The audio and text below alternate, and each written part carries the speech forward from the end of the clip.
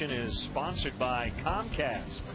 Wind blowing straight in, cool temperatures, but mostly sunny skies.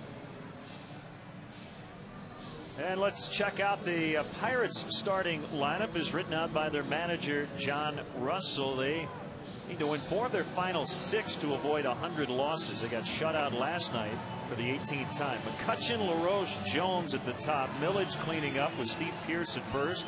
Jason Jaramillo catching. Bixler, Cruz, and Morton will go 7, 8, and 9. And let's take a look at the Cubs defensively behind Ted Lilly. Brought to you by Pepsi. Pepsi, refresh everything. Fox, Fucadome, and Scales across the outfield today. Baker at third, Terrio at short. Andres Blanco getting the nod at second base today. I'm sure we'll see some defensive gems from him. Michael Hoffbauer over at first base in place of Derek Lee. Went for some x-rays on that foot he fouled a ball off of last night. Hopefully have him available for the night game. Giovanni Soto will be behind the dish today for left-hander Ted Lilly.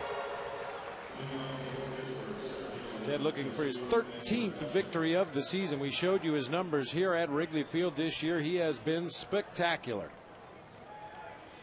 So he's ready to work for the first time in almost 2 weeks and for the final time of the 2009 season.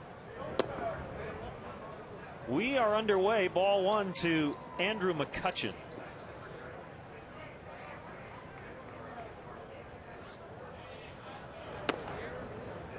(2-0). Some shoulder fatigue, the reason Ted was pushed back. He has won 7 straight decisions here at Wrigley Field. I mean, the numbers are off the charts. 12 starts at home. The team is 11-1 in those outings. They've all been quality starts.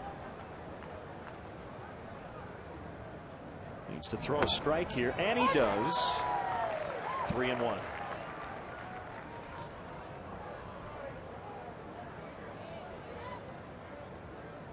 McCutchen 0 for 4 in the opener. That's in the dirt, low and inside, and that's a leadoff walk to McCutchen. The umpires, James Hoy, will work the plate here in game 1, and we'll get game 2 off. And the home plate umpire for game 2 is not working. I'm guessing, let's see. Well, let's see. No, they're all here. So somebody they've added will work game 2 behind the plate. All these 4 guys worked last night. So did we. Well, yeah, double headers. The guy who works home plate only works 1 of the 2 games. 1-0 on Andy LaRoche.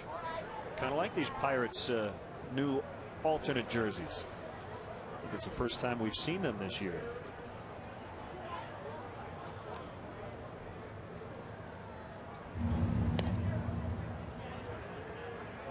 For the Cubs, Ted Lilly choosing the traditional home whites, and we would assume that for the evening game with Carlos Zambrano starting, we'll see the Cubs in their alternate blue jerseys.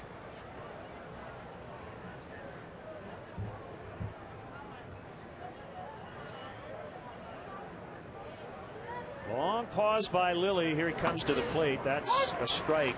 LaRoche red hot. 2 doubles last night and 8 for his last 10. And the 2 doubles in the ball game last night both came on pitches up and out over the plate where he could get extension. LaRoche has always been a real good high ball hitter. With that in mind, Ted Lilly trying to crowd him a little bit and keep the ball down.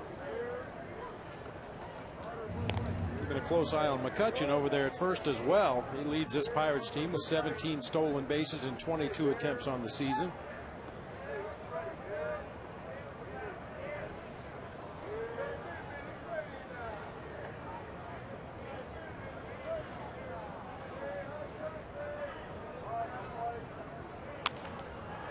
Pop up behind second base, and it's Andres Blanco recording the first out.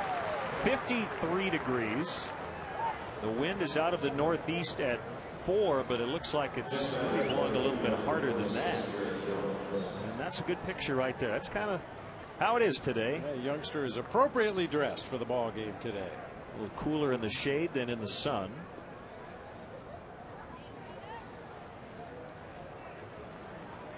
He's got his Cubs gear on, and it's functional too. Garrett Jones, who's been a lot better against righties than lefties this season. Hitting .345 versus righties, just .212 against lefties, although he does have 6 home runs. He had a quiet 0 for 4 in the opener. Pretty much the entire Pirates lineup was quiet against Ryan Dempster. They only had 5 hits in the 9 innings. And have now been shut out a major league high 16 times. Yeah, it really was a definition for Ryan Dempster last night of scattering those hits that he did give up. We talked about it after the ball game last night. Pirates only had 2 runners on in the same inning one time, and that came with 2 outs. A walk and a base hit. Dempster was able to pitch around that with no damage done. Cubs have basically been right around 5th in the NL for much of the year in terms of their staff ERA, which is currently 3.78. And they lead the majors in September at 290.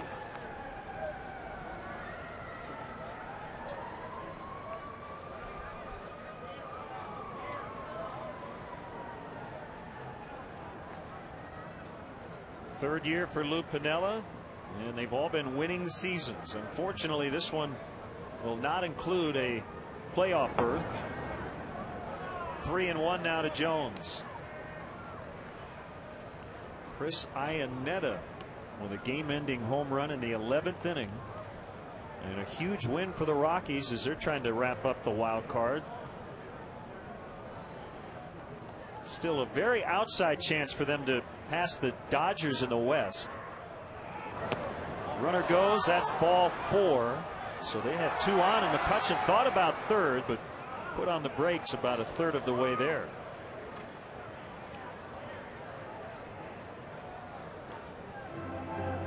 You kind of just feel like if Ted can get through this first inning, maybe shake off some of the rust,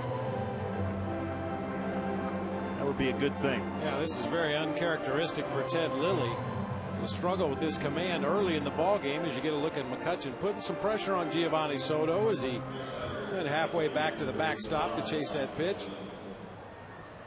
Yeah, just get through this first unscathed somehow. Get a ground ball right at one of his infielders and get out of this.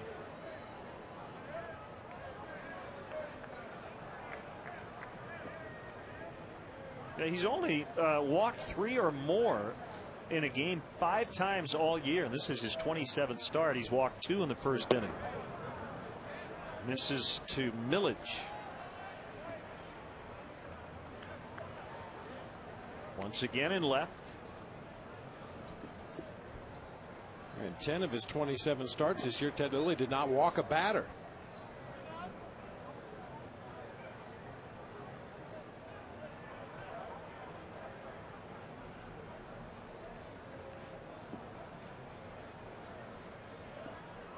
Cubs did get their normal work in today, even though it's going to be a long one. Took batting practice on the field. That's rocketed foul past Jeff Baker. I think the game plan for this afternoon's game, or this evening's game rather, is you know, the guys that are in the lineup and want to get some hitting will go down to the cage underneath the right field bleachers. But I guess they figure a 9-inning ball game is enough of a warm-up for the second game of the doubleheader. As you mentioned, Carlos Zambrano will pitch tonight. Right-hander Jeff Karstens for the Pirates.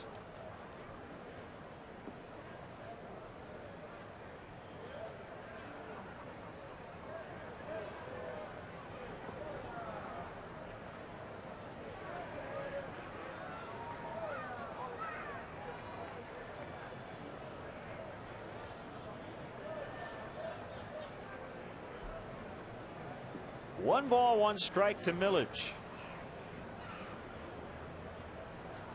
Lilly really taking his time as Soto's going to head out and chat with him. Ted's got a definite pitch in mind that he wants to throw here in this 1-1 count, looking for that ground ball to possibly get a double play, and Gio just wasn't hanging down the finger he was looking for. And with the runner at second base, the catcher has to go through a series of signs to the pitcher to make sure that runner at second doesn't pick up anything. And when a pitcher shakes off, it can get to be a lengthy process to get to the pitch you're looking for. Now we're ready for a 1-1. 1-2. Yeah, it's especially tricky for a pitcher like Ted Lilly, who relies on 4 pitches. Some pitchers, basically a sinker slider type of a guy out there on the mound. If he shakes off one, you know what he wants to throw. He wants to throw the other one. But when Ted Lilly has as many pitches at his disposal as he does, and has a specific idea of what he wants to throw in a certain count, it may take a while to get to that pitch.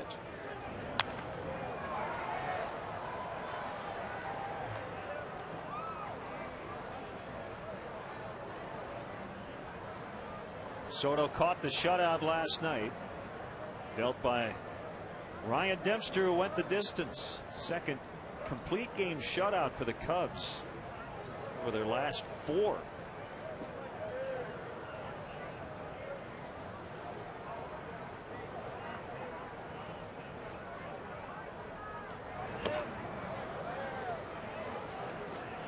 Two to Millage with Steve Pearce on deck. No hits in the inning, but they've taken a couple of walks to start a rally.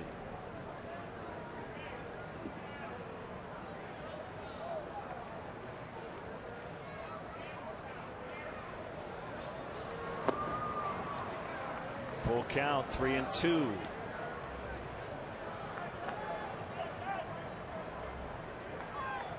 Millage came over from the Washington Nationals midseason. You saw Millage taking a look down to the third base coach, Tony Beasley. He wants to know if those runners are going to be on the move here on a full count pitch. They are. And that one's clubbed out into right center. And it's going to bounce in front of Bobby Scales. And the Pirates have an issue here. Throw to second. Save. Andres Blanco double clutched before he threw to Terrio, as Jones was assuming McCutchen was going to score. That was very discombobulated. The result is a bases loaded situation.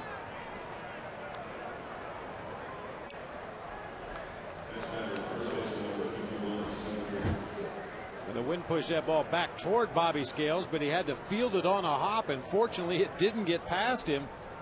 Took his time getting the ball back into the infield. I think everybody assumed the run was going to score on that gapper. Not sure exactly why Tony Beasley held the runner, or why the runner did hold up at third base. Perhaps they felt Bobby Scales was going to make the play in the air, in which case both runners would have to retreat to their bases. But that's a big break for the Cubs to have the bases loaded and 1 out in the inning, rather than a run in and runners at first and third. The 1-0 to Steve Pearce. Foul tip. Here's that long swing.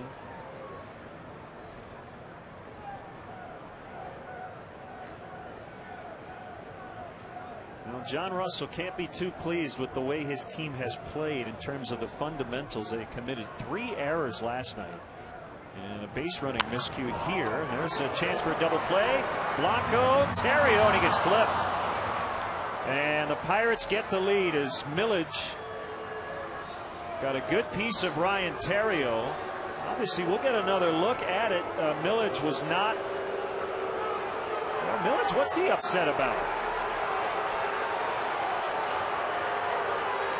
The umpires did not say he was out of the baseline. We'll get another look at it here at some point to see if it was a clean slide. And you're taught to try to get that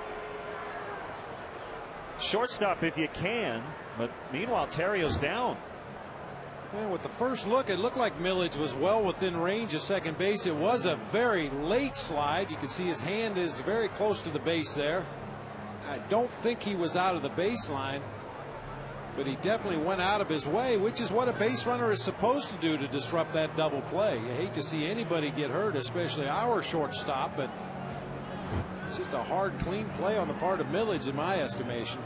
What I don't understand is what was he upset about? Well, it's hard to say. Lastings Millage has had some issues everywhere he's been in his career as well. Tends to be somewhat of a lightning rod.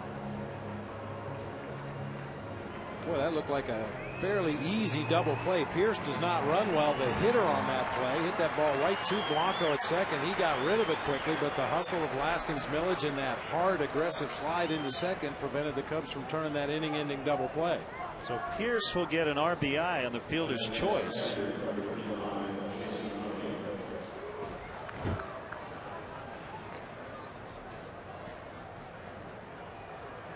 Andres Blanco looked like he had a couple of words for Millage. First and third, Jason Jaramillo is from Racine, Wisconsin, catching today, and he bounces it foul.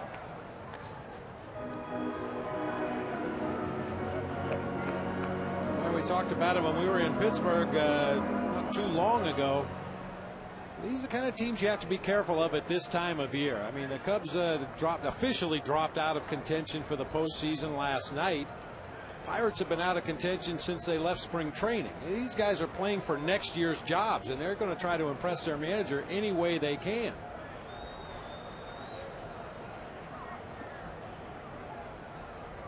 The kick, the 0-1, fouled back.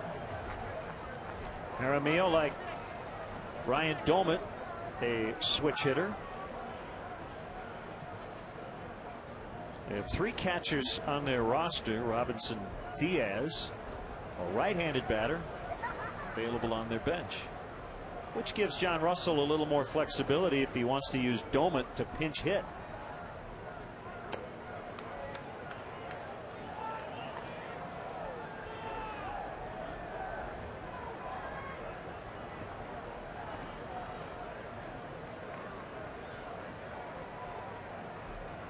Two walks, a single, and a broken up double play, giving the Pirates the lead. And they're going to get at least one more here.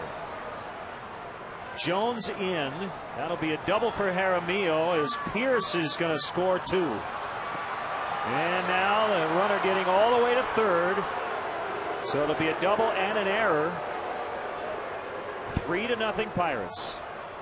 This has been an ugly top of the first.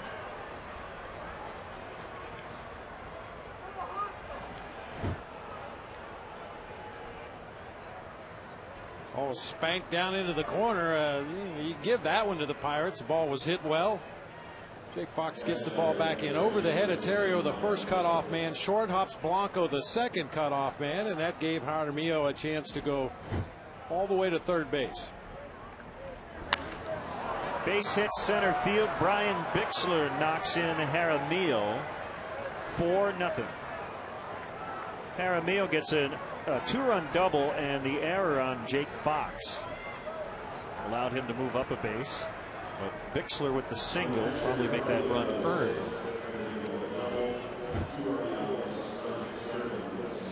Bixler going right back up the middle of the field with a high offering from Ted Lilly. Just can't command anything right now, making a lot of mistakes in the middle of the plate. And when he has missed the zone, he's missed by such a margin that the Pirate hitters haven't even thought about swinging at it.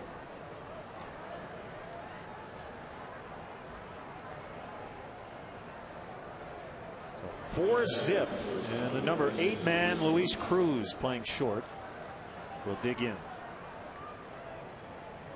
He's been filling in for Ronnie Cedeno, who's battling hamstring problems.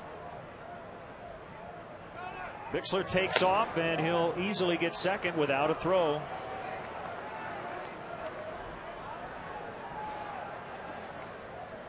Bixler just taking off on Ted Lilly's first movement out there on the mound. Oh, this has not been pretty. Swing and a miss. Change up from Lilly.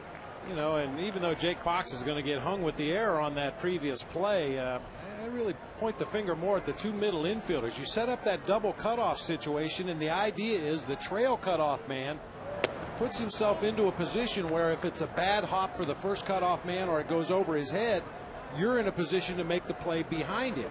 That doesn't always mean you're close to him. Sometimes you have to back off that first cutoff man a little bit to give yourself some range. I think Blanco was too close to Terrio that time, and that ball short hopped him, and he wasn't able to make the play. 2-2 to Cruz. A pitcher is on deck. Charlie Morton hasn't even pitched yet. And the last time he pitched here at Wrigley Field, he gave up 10 runs in an inning plus. He's hoping for all the run support he can get. pitched a lot better as of late. 3-2. Doesn't look like Ted has a good feel for that curveball today.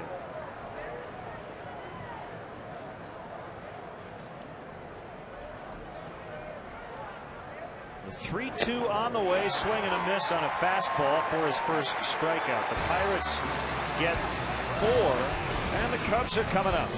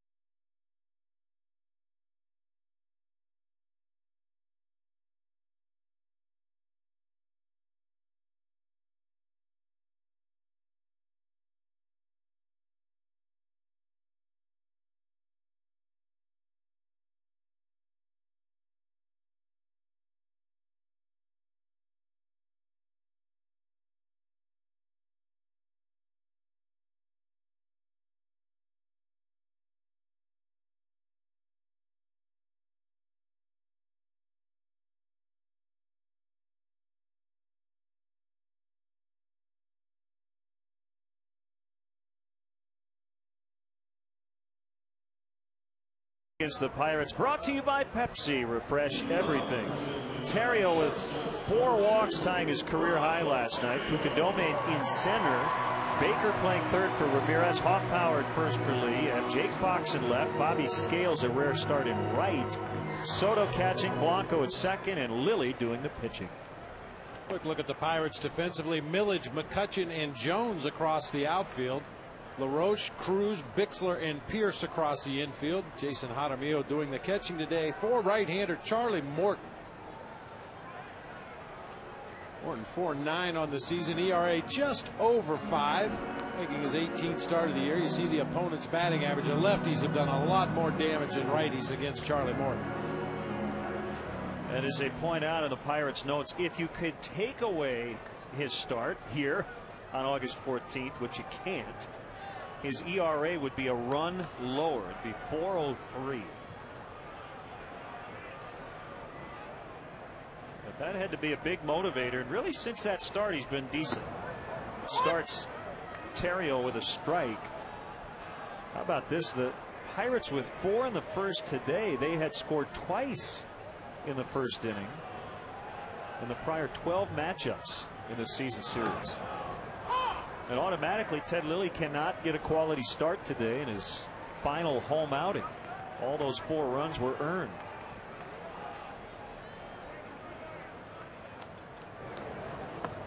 It's by everybody. 1-2 to Terrio.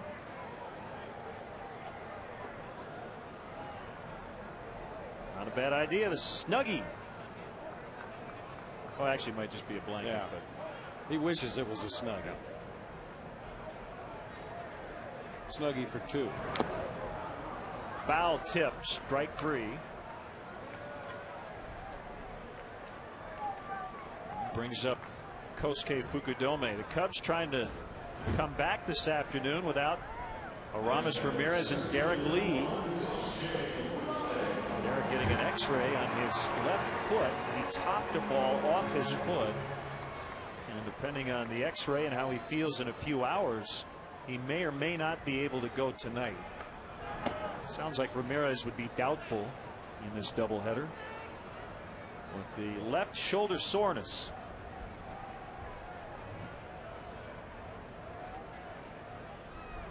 1-0 pitch, bounced foul to Matt Sinatro. Nice one-handed pick. That's why you always have to be nice to the base coaches. You wear those guys out and they make sure they find you and say, okay, you're not getting the ball. Who's been nice to me?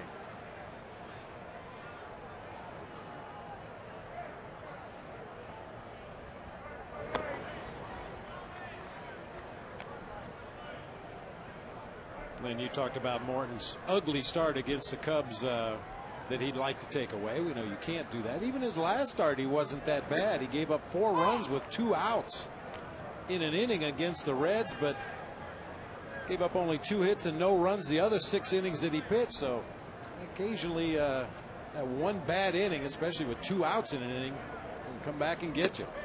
Swing and a miss, so he has struck out 2. And I'm betting Charlie Morton had this date circled on his calendar after that embarrassing outing here a little over a month ago. Well, here's the injury to Derek Lee, as we were talking about, with Lou maybe take him out of the lineup to make sure he hits 300. And he bounced it right off the top of his foot and ended up eventually coming out. Derek would say that's a fairly common occurrence in the game of baseball these days, but ever since the Reed Johnson broken foot on what appeared to be a very innocuous foul ball, you always get a little extra concerned. Mike Fontenot fouled one off his knee, right? Yeah.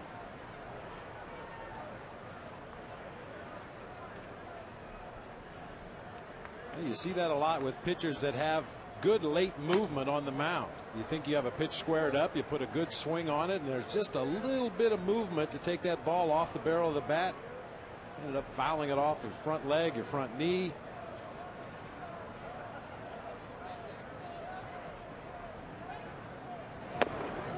Missed high. Morton's big guy, 6'5", 220. And was acquired from the Braves in the Nate McLouth deal back on June 3rd. I think Baker went. No, he didn't.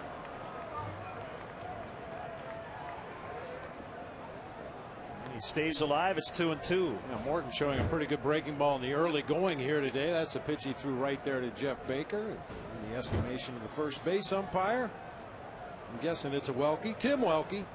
He did not go. Called strike 3. Morton fans the side and has a 4-0 lead after 1.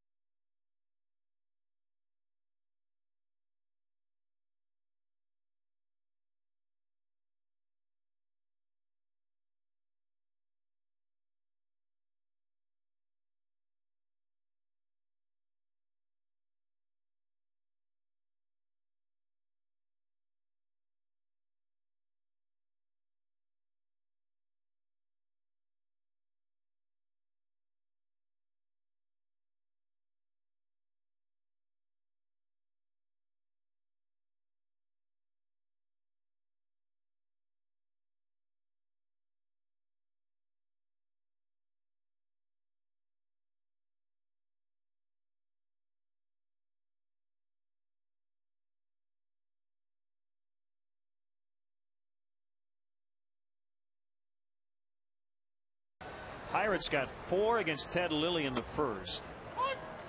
And Charlie Morton struck out the side in the bottom of the inning as he bats in the second.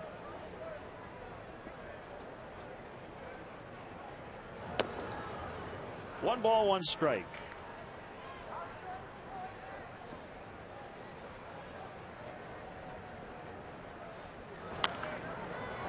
Strip up on the right side. Andres Blanco the catch. Visit the official online shop of the Chicago Cubs at Cubs.com. Browse the largest selection of authentic team gear, including official caps, t-shirts, jerseys, collectibles, and more. Get your team gear straight from the source. Shop the Cubs.com shop. Looking back at that August 14th box score when the Cubs drubbed the Pirates 17-2. Morton gave up 4 in the first, and he could not get an out in the second.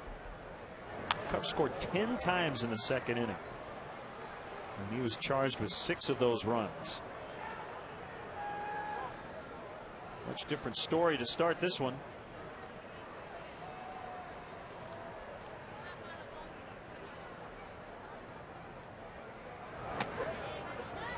Well, that's the thing about this game of baseball. You can put it all on paper and say this is how it should go, but it doesn't always work out that way. Not usually. Swing and a miss. Strike 3. McCutchen retired.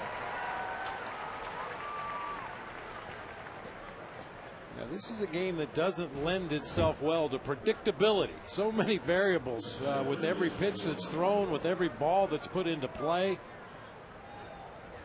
You can crunch all the numbers you want, and you can come up with a logical explanation of the way a game should progress, but it rarely follows the script.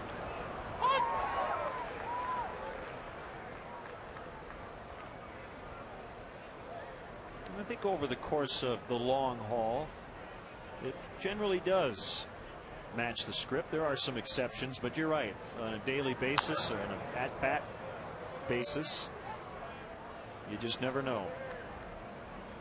And we sit here and say this, we're only in the second inning. I mean, Ted Lilly could settle in and be the guy we've seen pretty much all season, and Cubs still could find a way to get to Charlie Morton. Pulled foul. As you say, there are no absolutes. The only absolute we know, unfortunately, is the Cubs are not going to the playoffs. Yep. And we're mathematically alive until last night. LaRoche is going to fly out to Fukudome and Ted Lilly with a 1-2-3 second. We'll go to the bottom of the second. 4-0 Pirates.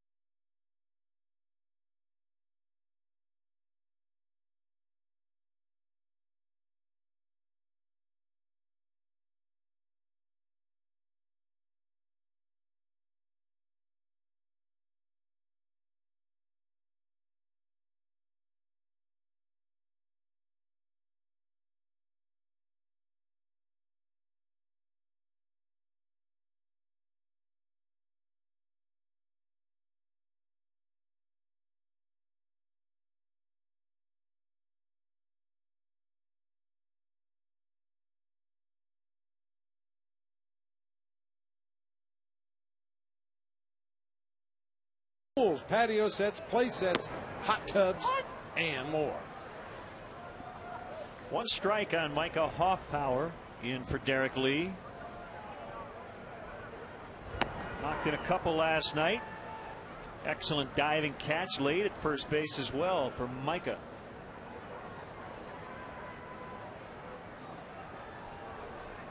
Morton firing bullets. He's ahead 0-2 after striking out the side in the first inning. Not going to strike out Hoffpower, but he gets him on a pop to LaRoche. While we have a chance, let's step aside and see what's coming up on WGN.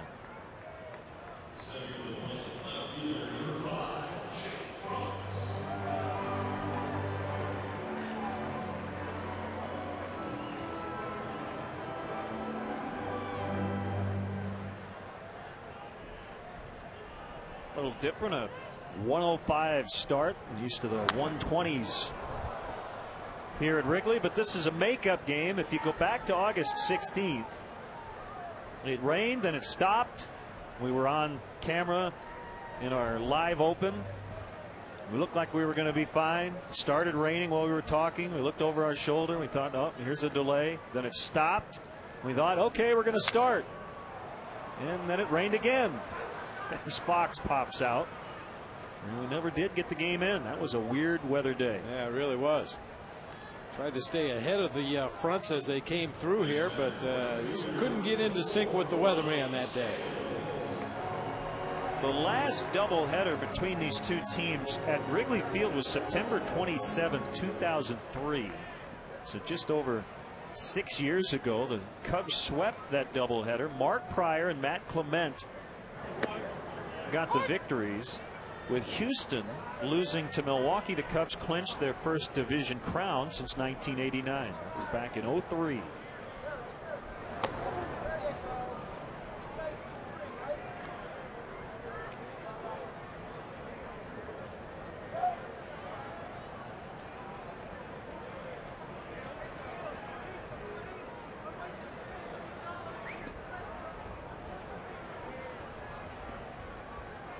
One on Bobby Scales. Here's a pitch. Swing and a miss to make it 1-2. Bobby's first career start in right at this level. Sixth Cub to make a start at right. In right. Bradley, Hoffpower, Fukudome, Fox, Johnson, and now Scales. You know, right field never an easy place to play here in Wrigley, but should be okay in the early part of the game for Bobby Scales, at least as far as dealing with the sun. More of a problem right now for the left fielder, center fielder, and the guys on the left side of the infield.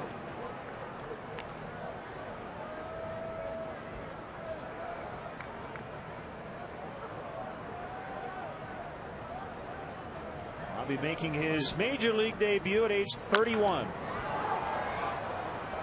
Fouled off to the left.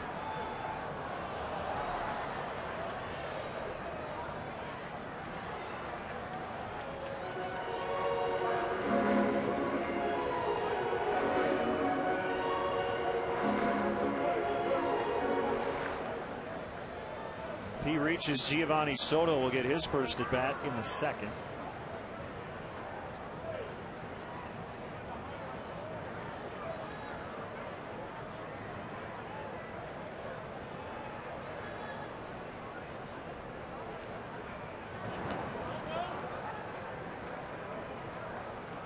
Did not even appeal at third on the check swing by Scales, so it's 3-2.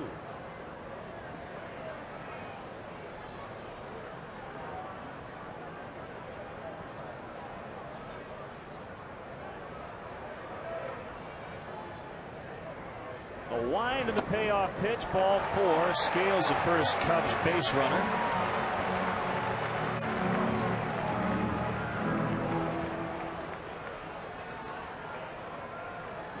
On Giovanni Soto 0 for 3 with a walk in the opener, but again he caught the shutout by Ryan Dempster.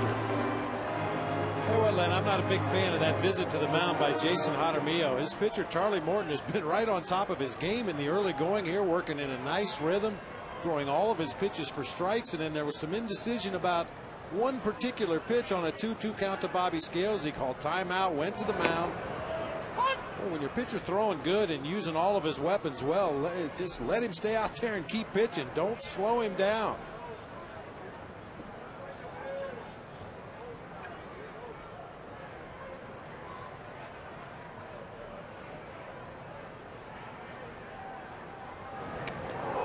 That, I believe, caught the left hand of Soto.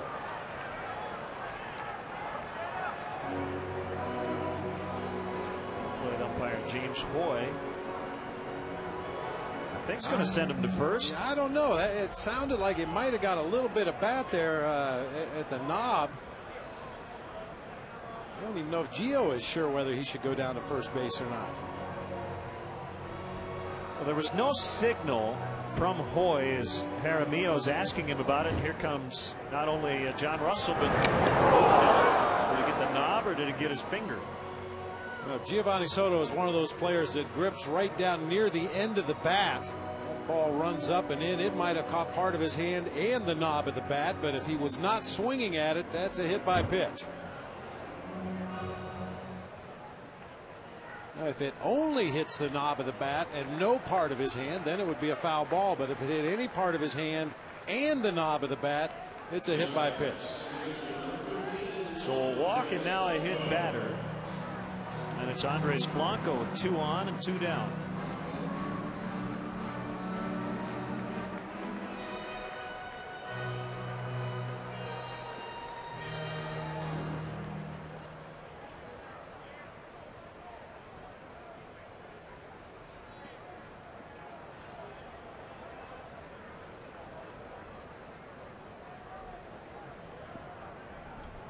Scales at second, Soto at first. Low for ball 1. This is the only game going on right now. There's some other day action later. The Mets are in Washington and the White Sox are in Cleveland for a doubleheader. Eric Wedge and his coaching staff will not return next year. They will finish out the season. It'll be McCutchen, the center fielder, to retire. Blanco and the Cubs are done in the second. They lead 2 and trail 4-0.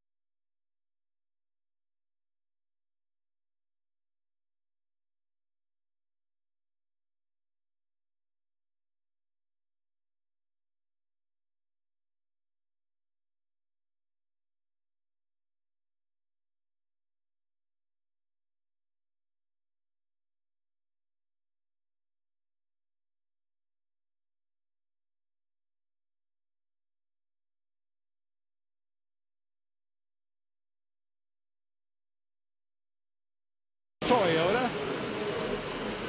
Talked about Ted Lilly here at Wrigley this year. The lowest ERA at Wrigley Field, Mike Morgan back in 1992 and Greg Maddux in 92. Joining Ted Lilly on that list. Those are some outstanding numbers at home. That's today's Toyota moving forward thanks to Toyota. second plate appearance for Garrett Jones. He walked and scored in the first.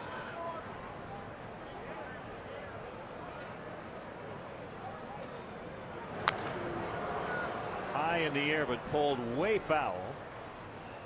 You mentioned the 6 home runs that Jones has against left-handed pitching this year. Even though he's hit for a low average, I would venture a guess that most of them have come on hanging breaking balls from a left-handed pitcher.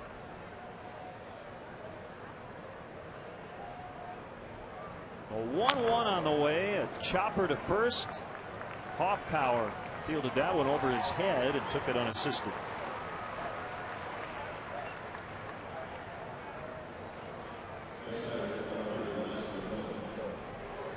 There's Lasting's Millage, is hearing it from the Cubs fans who didn't like his slide into second, which broke up a double play. And a few words with Andres Blanco in the aftermath.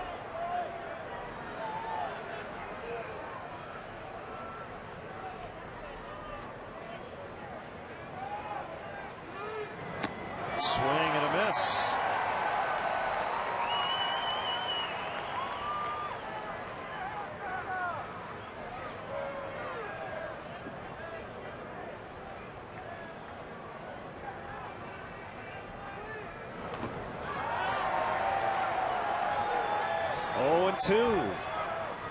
Yeah, he's rubbed a few opponents the wrong way with his occasional unrestrained style on the field. Former Met, former National, and he has been aware of that perception, but he just says, look, that's the way it is. I have fun, not afraid to show it. 1-2. With the Mets, one of his first games in the major leagues, he had a couple of base hits and ran down the right field line, high-fiving the fans before he went out to take his position. Not only did that rile up the opposition, it got some of his own veteran teammates on his case. And strikes out, much to the delight of the crowd. There may not be much else to play for today, but Lasting's Millage has made himself the bad guy, and the fans are digging it. Ted Lilly set him up well with a variety of off-speed pitches early in the sequence, and then sneaks a fastball by him for strike 3, much to the delight of the fans here at Wrigley today. 6 straight sent down by Lilly since the Brian Bixler RBI single made it 4-0 in the first. 0-1 to Steve Pearce.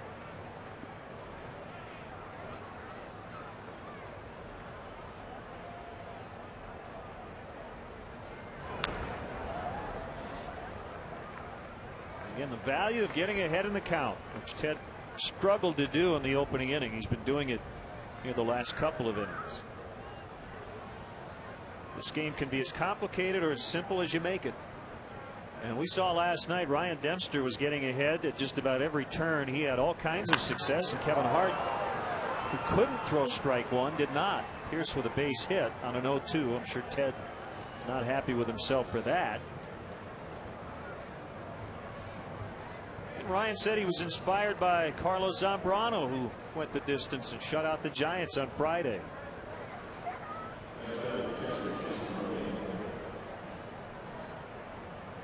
He was excellent. I asked him if there was any question about going back out for the 9th inning. John Grabo was warming up in the Cubs bullpen, but he said, Larry Rothschild asked him, how are you doing? You think you can finish? And Dempster said, yeah, give me a shot. Jaramillo with a 2-run double his first time up.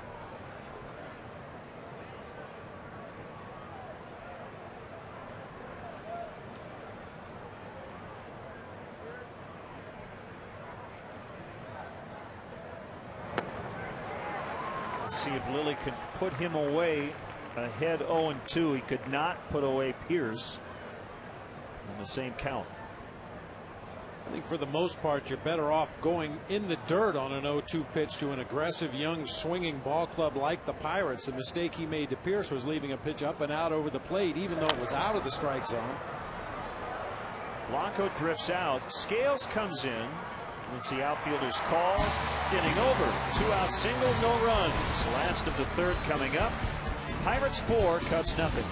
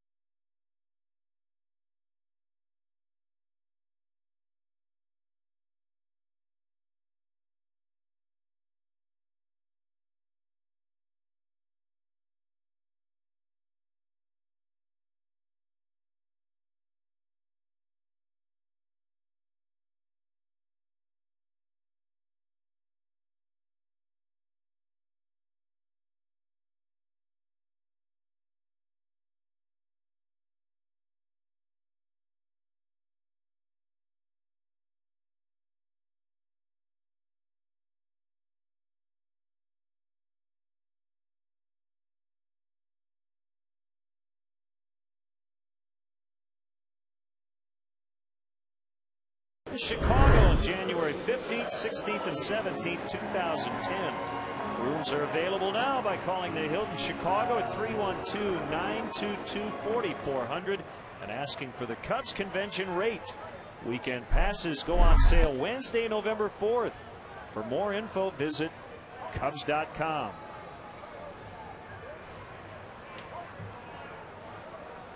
Fans trying to get in some more baseball before the season ends here on the north side Sunday against Arizona. Ted Lilly, the last starting player in this game to get his first at bat. Charlie Morton, 2 scoreless innings, no hits, a walk, and a hit batter, and 3 strikeouts.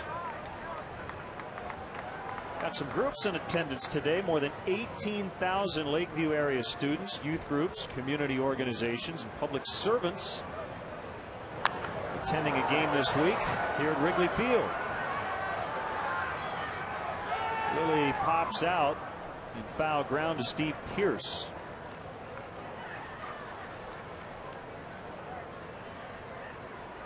It's part of the MLB and Players Give Back initiative, and included in the donation, tickets for all students from the 5 elementary schools nearest to Wrigley Field: Agassiz Elementary, Blaine, Hawthorne, Inter-American Magnet, and Nettlehorst. You see the groups out at Wrigley Field.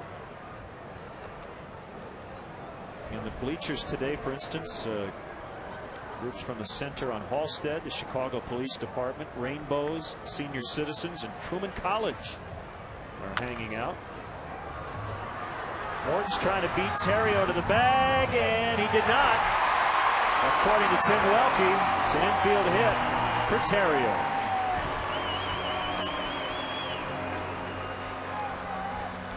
Pitcher Charlie Morton caught in between. He wasn't quite sure where he was as he approached the bag over there. From our Southwest Sky Cam, you'll see Terrio push this ball to the right side of the field. Pierce gets the flip to Morton in good shape. He didn't know whether to touch the bag with his foot or try to tag Terrio, and because he got caught in between, that gave the Riot just enough time to get his foot on the bag and leg it out for an infield hit.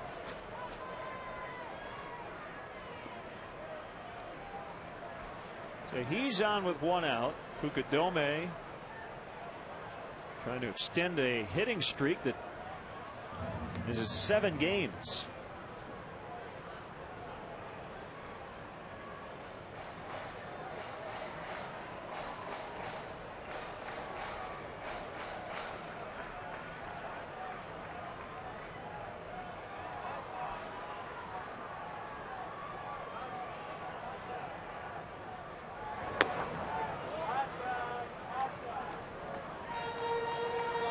interesting to see how it shakes out going into spring training next year in terms of the outfield alignment. We know Alfonso Soriano will be in left. We don't know for sure the fate of Milton Bradley, but all speculation is that the Cubs will try to trade him over the winter. Kosuke's best defensive position is right, but in terms of his offensive numbers, Bob, I think that it's more in line with what a center fielder might do instead of a right fielder. He doesn't hit for a lot of power, but does take walks and is a top of the order type hitter, probably ideally number 2. So the Cubs have some decisions to make. And Lou wants an RBI bat, and generally those guys play corner outfield spots. Generally, you get your power from your corner outfield spots, your corner infield spots, and occasionally from your catcher. Now, certainly it's not carved in stone that that's the way it has to be. The Cubs only have to look at Ryne Sandberg to see a second baseman that provided a lot more power than the first baseman, Mark Grace. So there's a lot of different ways to put a team together. It's played by Bixler, but he had trouble on the exchange, and that cost him a double play. Just couldn't get it out of his glove quickly enough. So he got it to Cruz, but no chance for 2.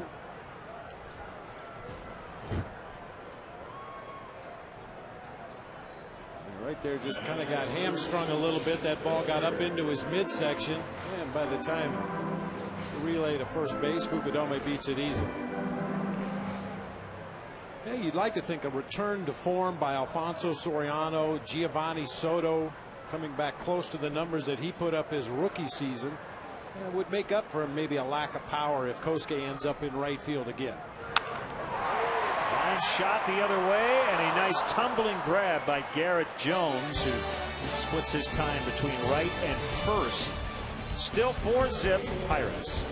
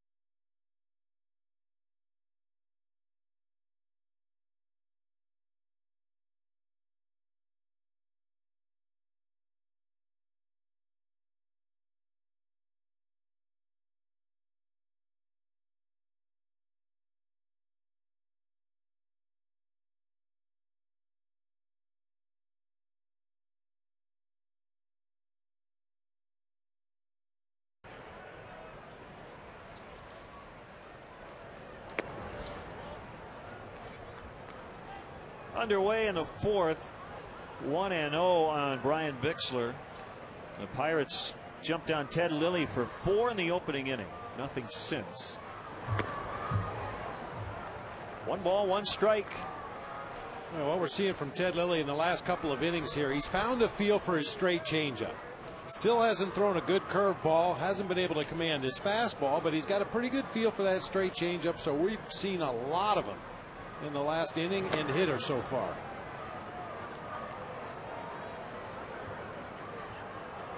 Sometimes that's what you have to do as a crafty veteran pitcher. Find one pitch that's working for you early and go to it and continue to try to incorporate your other pitches.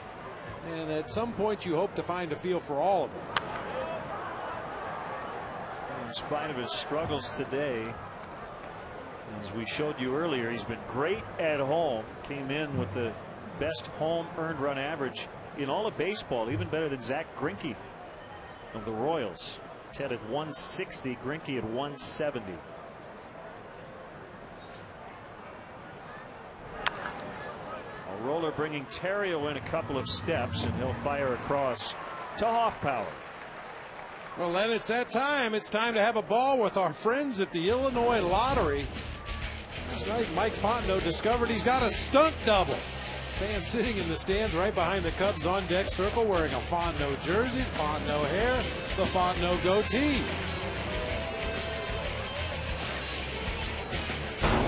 Mike probably wishes his stunt double was up at the plate when he fouled that ball off of his knee. Mega Millions can find you every Tuesday and Friday. Mega Millions, have fun responsibly. And your stunt double can always find you too. The 1-0 to Cruz. Caught the outside corner. Can we find a stunt double for that guy? Paul Sullivan from the Chicago Tribune has a pretty good seat right near the Cubs dugout. Is he heckling anyone? Jake Fox catches it in left. So Sully roaming around the stands. See how long he will sit there before somebody kicks him out. How can we alert the ushers in that section? Check his ticket.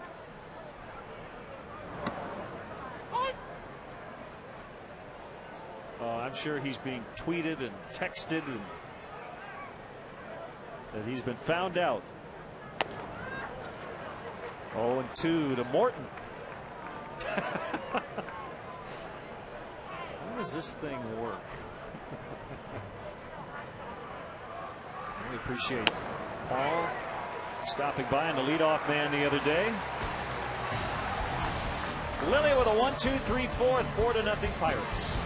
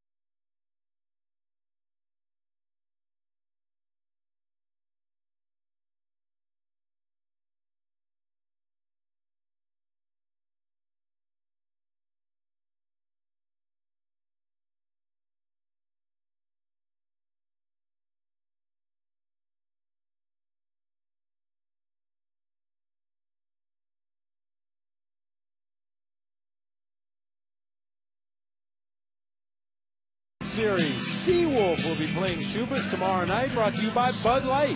Tickets are available exclusively at Schubas.com.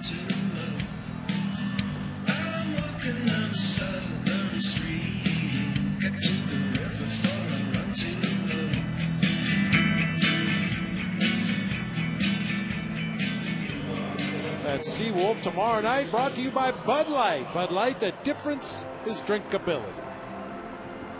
I like that song. It's good. 4-0. Charlie Morton has been a lot better than he was the last time here at Wrigley Field. Actually, if he'd given up 5 runs in the first inning, he would have been a lot better. It was a disastrous start, but he's been really good. Well, he's been able to command his breaking ball today. He's thrown it for strikes when he's wanted to. He's bounced it in the dirt when he's been ahead in the count. And that's something he was not able to do in his previous start here at Wrigley. Hoffpauir swings away and hits it foul.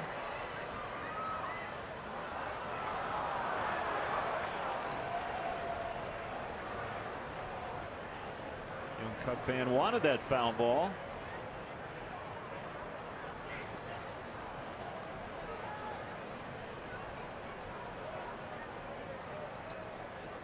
The kick, the 0-1, breaking ball, another foul out of play. Morton was born in Flemington, New Jersey, went to high school in Connecticut, and now lives in South Carolina in the offseason.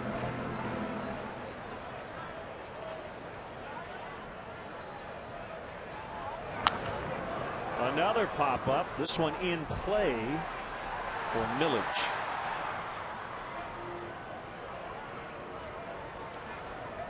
I'd like to take a quick minute here and alert some fans to an event coming up this Saturday, October 3rd, over at John Barleycorn's, which is 3524 North Clark. Diamondbacks will be in town, and their left-handed starting pitcher Doug Davis. As part of his foundation, they build fields for handicapped students and especially challenged youngsters. They're going to have an event over there. Starts about 45 minutes after the ball game on Saturday. You can get information at dougdavisfoundation.org or a phone number 847-924-6140. It's going to be a meet and greet. Several of the Cubs players along with several of the Diamondbacks players, Randy Wells, Coy Hill, Sean Marshall, Mike Fontenot. From the D-backs, Mark Reynolds, of course Doug Davis, Max Scherzer, Justin Upton will all be there to meet and greet, pose for photos, sign some autographs.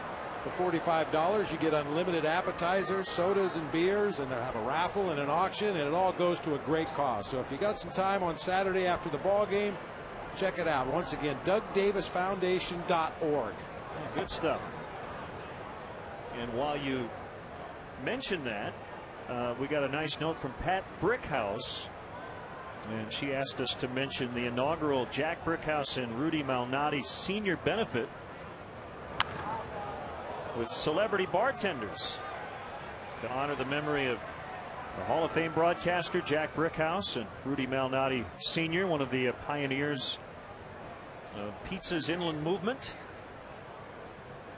And that's going to be at Paisanos in Glenview on Monday at 5 o'clock. And all the proceeds will go to Children's Memorial Hospital. Steve Trout, Jay Johnstone, Bob Love from the Bulls, Fred Mitchell from the Tribune, Wayne Messmer, they'll all be on hand. Up and in on Fox for ball 4, and you can call 847-486-1777 for more information. That's coming up next Monday, October 5th.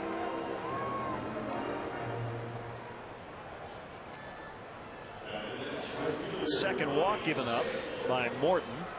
And Bobby Scales, who took the first one back in the second inning, will bat with 1 on and 1 out.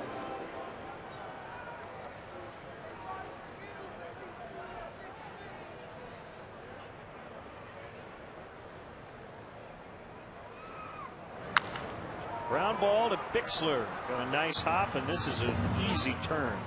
4-6-3 to end the fourth. 4-0 Pirates to the 5th.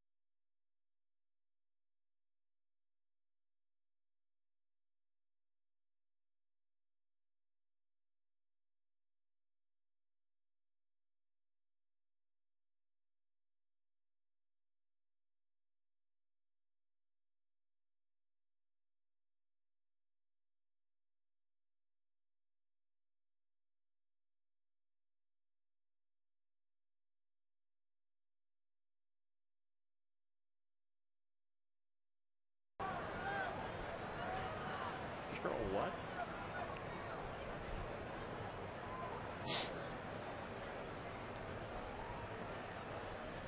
Top of the order now for Pittsburgh. A called strike to Andrew McCutchen.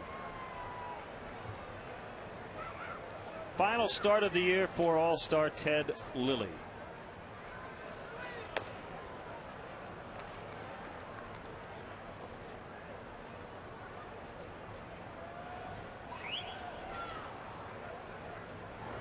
Swing and a miss to make it 1-2.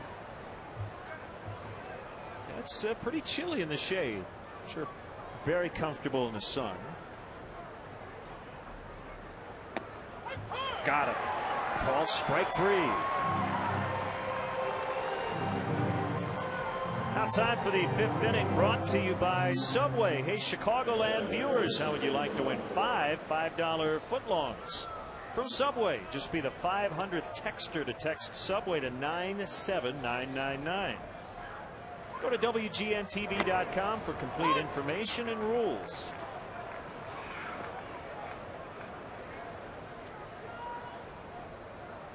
We mentioned LaRoche came in hot. Hits in 15 straight starts. Without one to this point.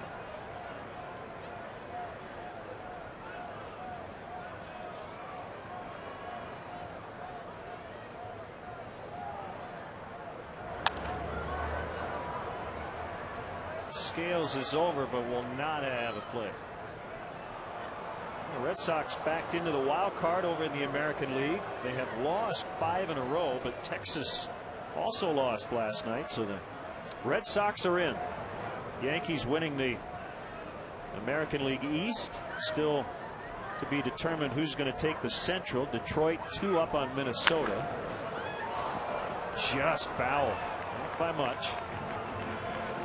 Phillies are 5 up on Atlanta. So they're close to grabbing the NL East. Cardinals on Saturday clinched the NL Central, and the Dodgers have lost 3 in a row. They're right on the cusp of clinching the West here in the National League.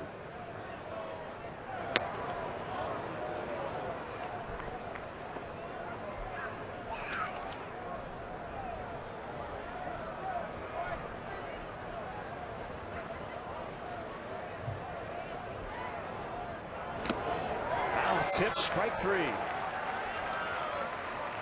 3 in a row for Lilly.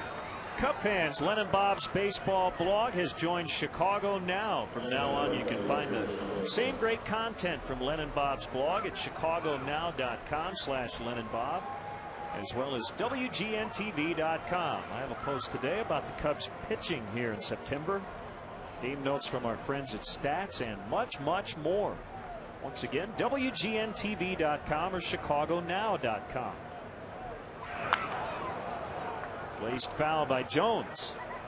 Well, the Cubs unfortunately are not going to the postseason. You will be calling one of the division series on national TV, and I guess you're going to get an NL series, it looks like, right? Yeah, we're not sure which one yet, but one of the National League division series. We're working along with Dick Stockton. Looking forward to that. Best 3 out of 5. Game 1 becomes pretty huge.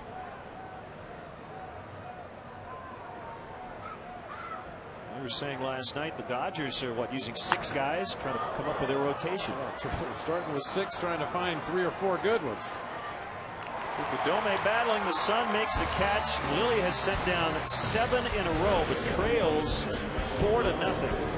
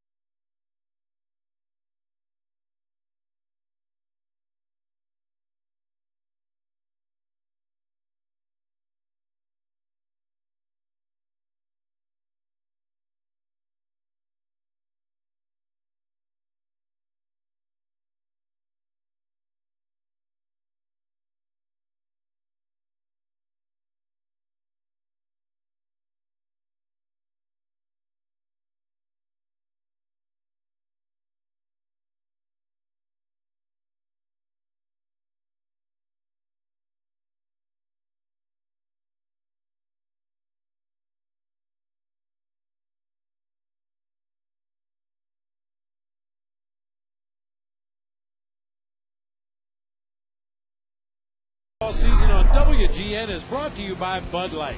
The difference is drinkability.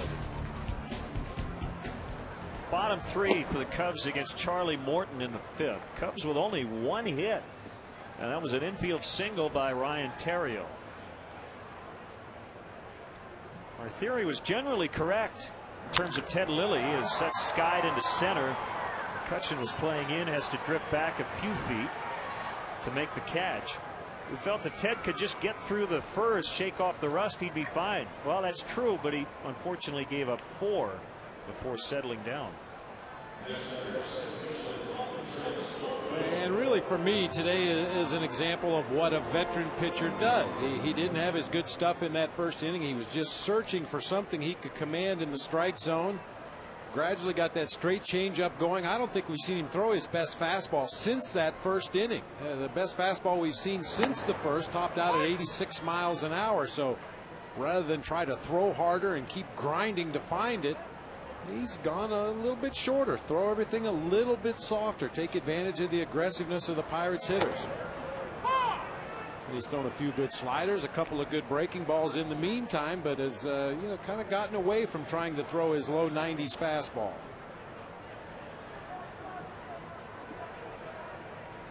Well, game 2 for the Pirates is basically going to be a bullpen game, as Jeff Karstens will make his second start for Ross Ohlendorf. That goes 3-1. So they need innings out of Morton, and they're getting them here in game 1. Let's step aside and see what's coming up on WGN.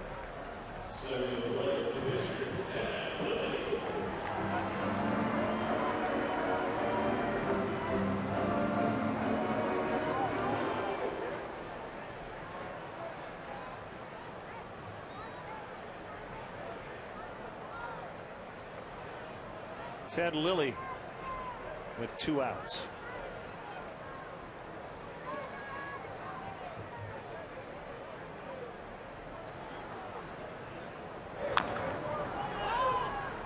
Hit his foot, which makes it foul. And they're having a blast. Got some TV monitors here in the ballpark. I'm assuming this is a school sponsored outing. Well, this is one of those educational field trips. Yeah.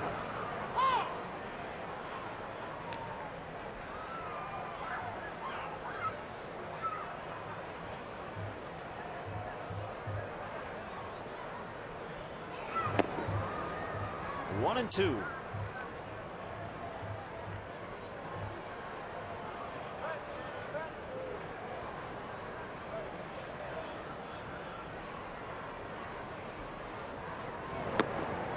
Struck him out to end the inning. 4 strikeouts for Morton, who's been in command throughout. Off to the 6th, 4-0 Pirates.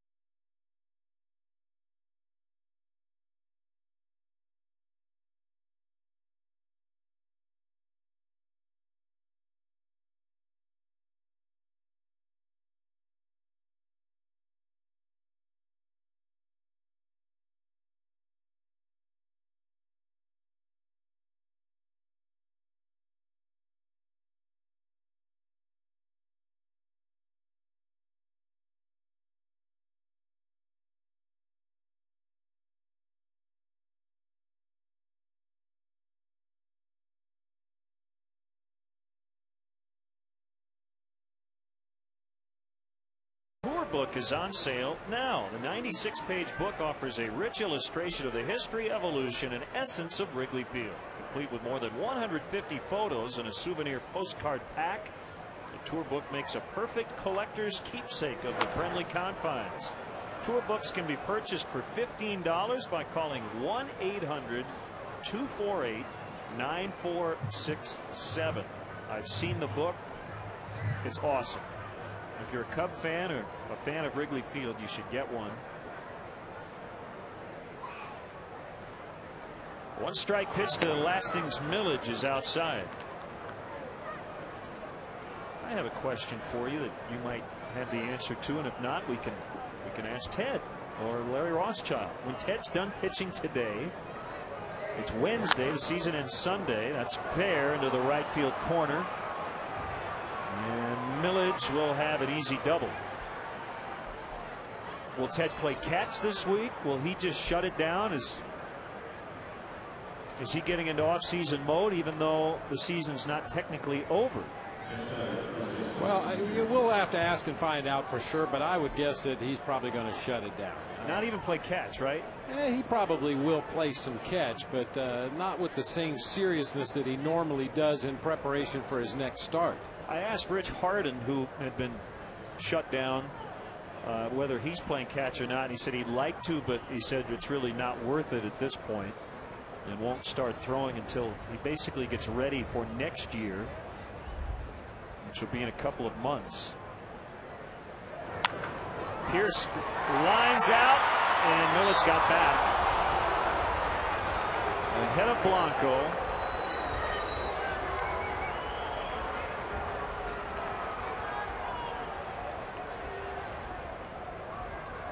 Blanco positioned perfectly that time from our Southwest Sky Cam. You see him cheating up the middle just a little bit. But Millage read it off the bat, held his ground, and was able to get back. And that did give Millage and Terrio an opportunity to chat for a second, possibly about that hard slide breaking up the double play in the first, and it was pretty significant. They got the first run on that play, and then a two-run double and an RBI single followed. That really is the play of the game for the Pirates.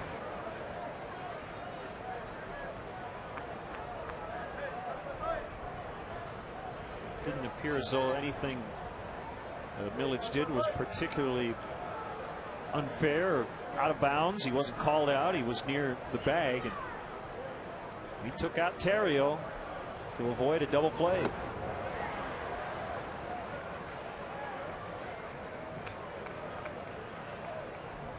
That was the first time I got positive reinforcement from Frank Robinson, my first manager in the major leagues. I was put into a ball game to pinch run for our left-handed hitting catcher, Milt May, with a runner at third base in a tie game at Candlestick Park against the Cardinals.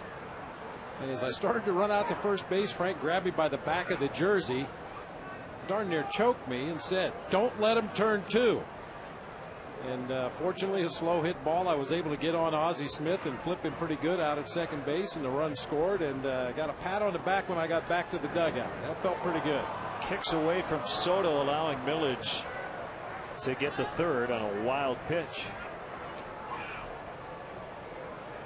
Well, there are going to be plays at second that will be deemed borderline dirty, but all Millage cared about was avoiding that double play, and it was a good team play, even though Andres Blanco didn't like it.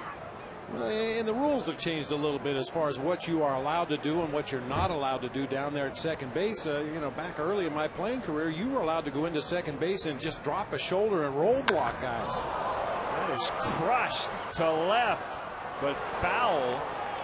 Boy, I worry about the seat that it hit.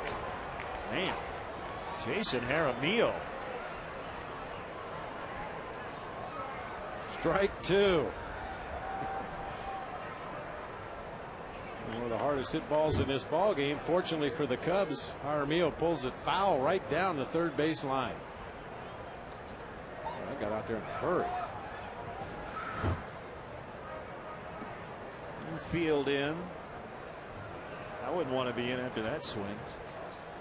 The 2-2 hit hard on the ground, but right to Baker. That'll keep Millage at third, 2 outs.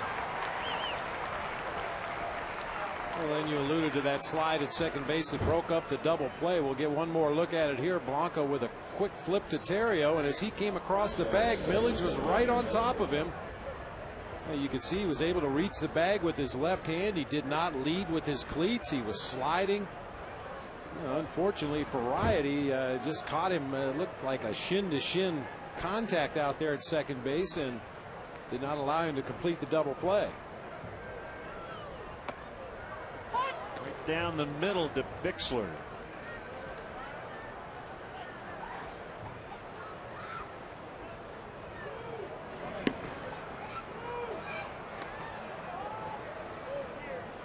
Bixler, wasn't he in the courtship of Eddie's father? Or Bill Bixby? Bixby.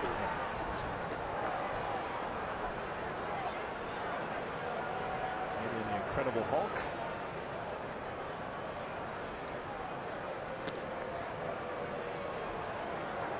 Bixler's had a couple of tours of duty with the big league Pirates this year. Saw him early in the season.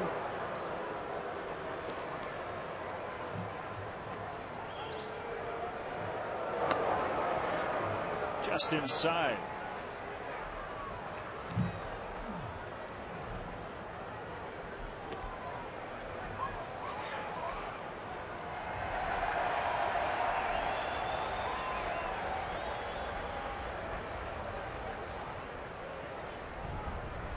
Here's a pitch.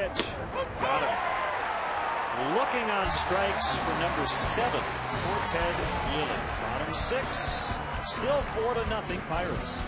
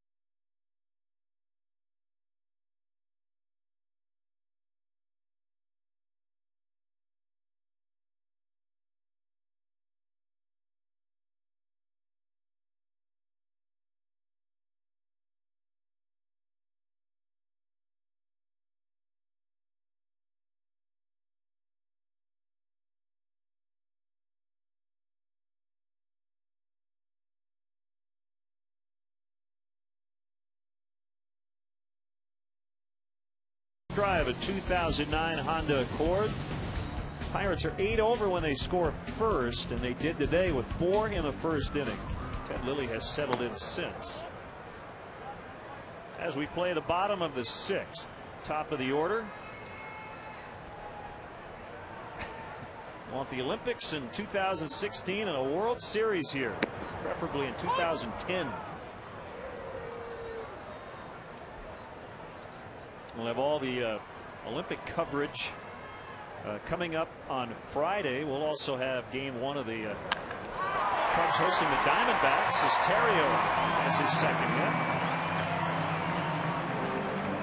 Well, if patience was an Olympic event, the Cubs fans would all have gold medals.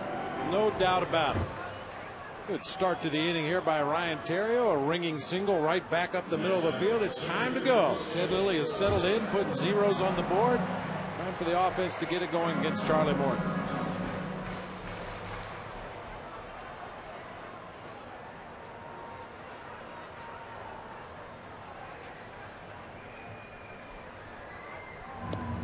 lot can change over the course of a season, and I believe we alluded to this coming out of spring training. You set your 25-man opening day roster, and we said basically that it starts to change pretty early, and it's constantly evolving.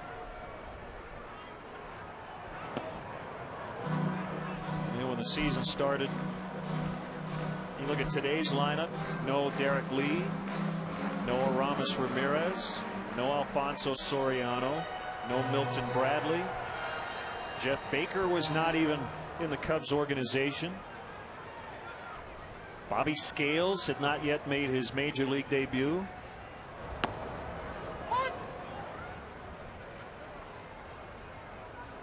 The Cubs left Mesa with nobody on the DL for the first time in 23 years, which ended up being a bad omen, I guess, as the Cubs were banged up pretty much throughout the year.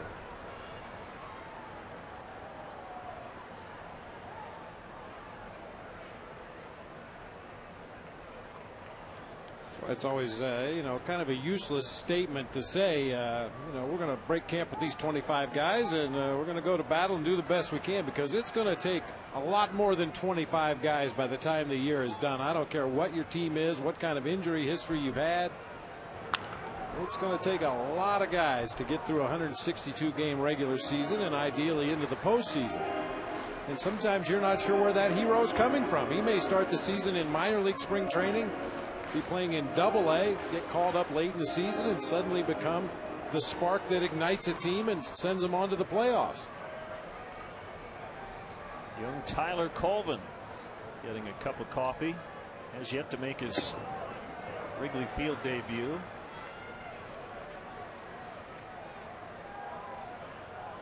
He certainly figures into the long range plans. Probably won't be here to start next year. Needs a little more seasoning, but eventually he'll be here.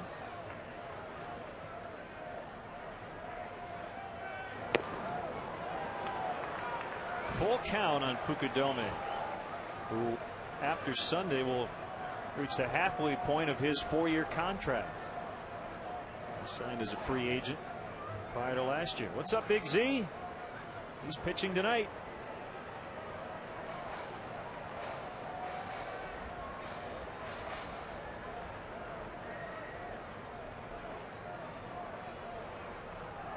I don't think this is the case for Carlos, but some starting pitchers, they would have just rolled out of bed for a 7 o'clock start. Runner going, swing and a miss, throw to second, double play.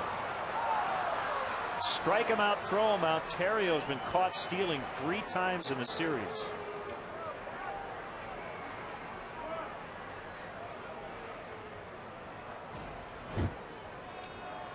From our Southwest Sky Cam, you mentioned he's been thrown out 3 times. Unfortunately, 2 of them have been just like that.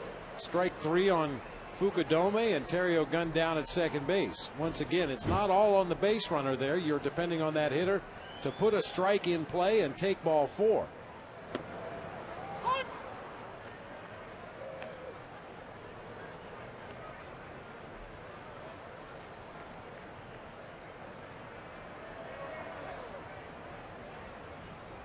Here's the 0-1 to Baker, bounced foul. I don't know what time Carlos got to the ballpark, but for split doubleheaders, you don't want your starting pitcher for game 2 to be sitting around for 8 or 9 hours at the ballpark. So hopefully he got plenty of rest last night and early today and is ready to go tonight. Bixler is shuffling a bit to his right. That's it. Leadoff single, but no runs. Cubs are being shut out on 2 hits by Charlie Morton. 4-0 Pirates.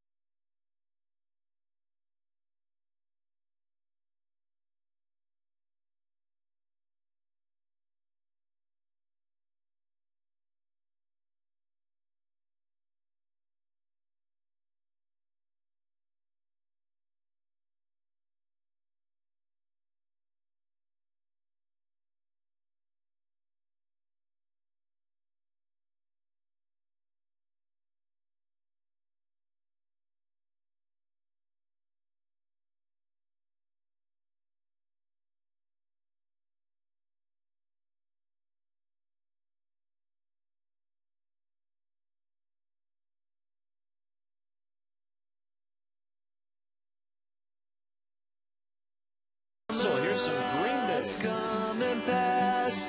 The innocent can never last. Wake me up when September ends. Like my father's come to pass. 7 years has gone so fast. That's today's Bud Light Fan Can with just the right taste. If it never fills you up, the difference is drinkability. September ends today. October 1st is tomorrow. 1 ball, 1 strike to Luis Cruz. Charlie Morton cruising along, and he'll hit next.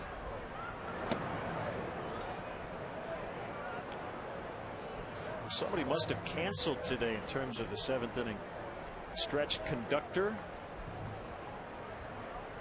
because they've asked me to do it. And you're doing it tomorrow night. They're scraping the bottom of the barrel. Deep left, it's Fox.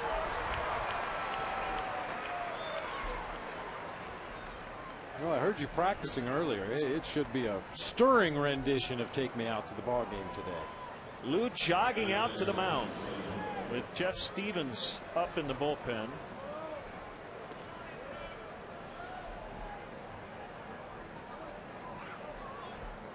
Ted just went over 100 pitches.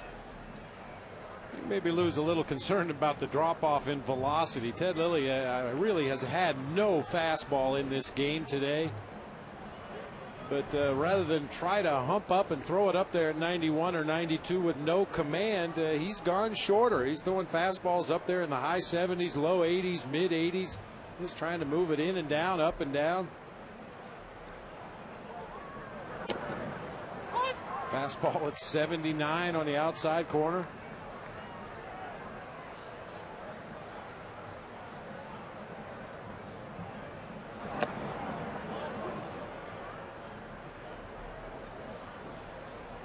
Only runs in this game were scored in the top of the 1st inning.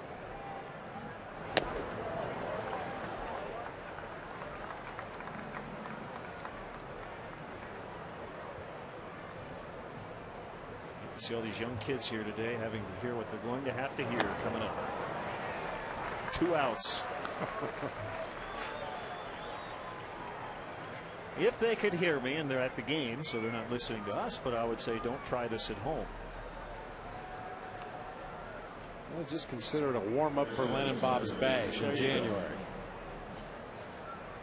January 14th at the House of Blues. He's already getting ready.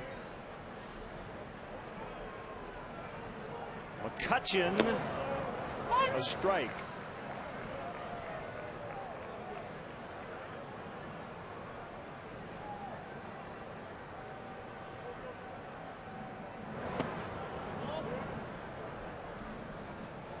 Cubs being out hit 5-2. But Lilly, since the 2nd started, has only given up 2 hits. Well, that's the best fastball he's thrown since the 1st inning. That one clocked at 88 miles an hour. For all intent and purposes, you can turn the radar gun off when Ted Lilly's out there on the mound.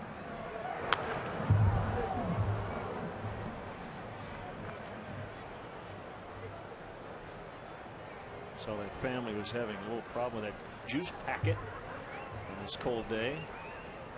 Well, he's got the straw in there. My problem is I always put it in the front, it comes out the back, which doesn't really work.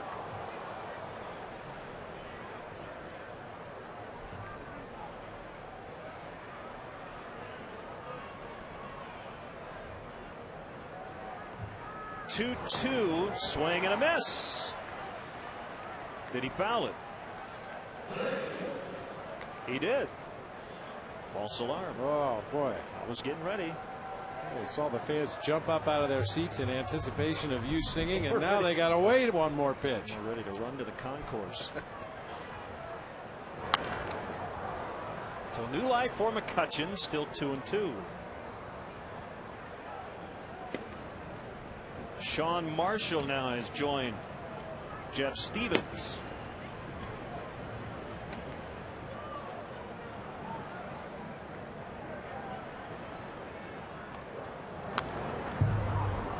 battle. I think this will be it for Lilly. Well over 100 pitches.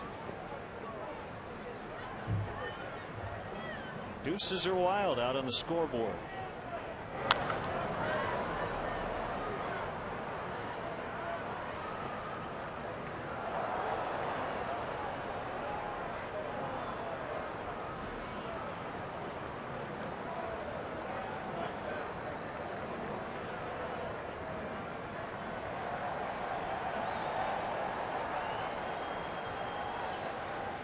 Another 2-2. Low for ball 3. LaRoche on deck. Lilly's done a good job against the red hot Andy LaRoche, who does not have a hit.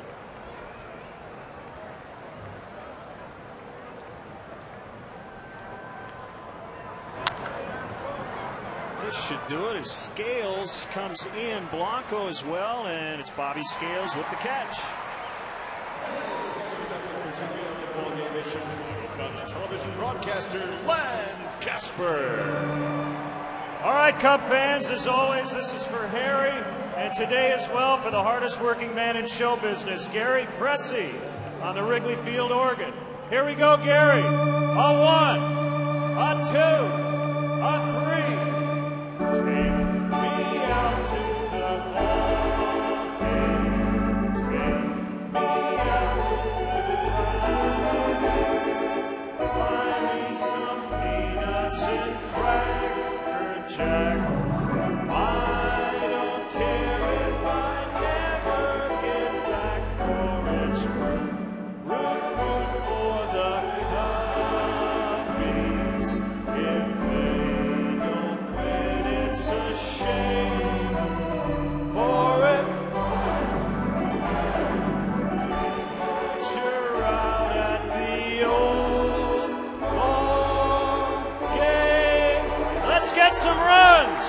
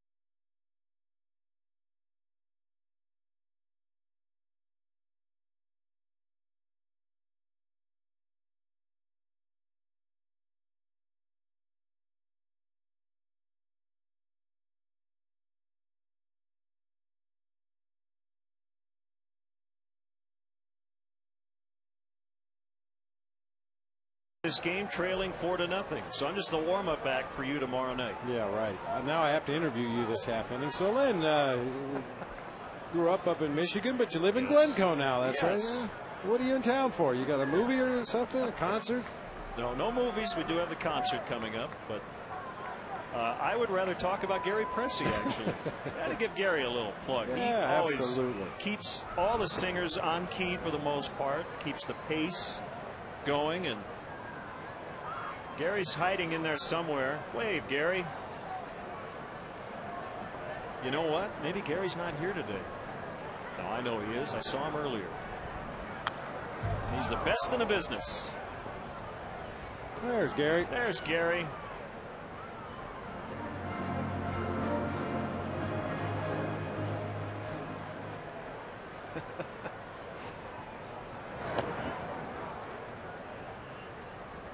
Two and one on Michael Hoffpower. What a day for Charlie Morton. 2 hits, both by Ryan Theriot. One of those, an infield hit. Well, it hasn't been fun to watch. from our perspective, but you have to give Morton a ton of credit. They tell you to try to forget about outings like he had here in mid-August. 10 runs. He only got 3 outs. But I'm guessing he didn't forget it and used that as a learning tool, and he's come back strong.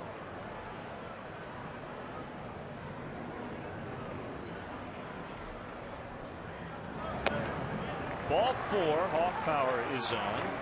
We are email accessible. LennonBob at ChicagoNow.com. And you can tweet us, twitter.com/LennonBob. So, Len, is this your first visit to Wrigley Field?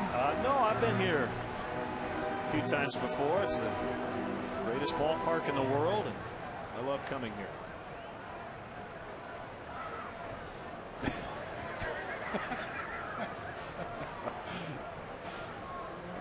Best of all worlds, I guess. That guy.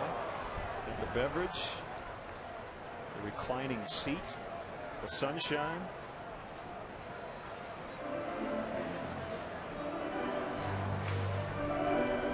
He is riveted by the 7th inning interview. All he needs is a campfire out there. That guy looks like he's got it all. A reclining chair, a few beverages underneath his seat there.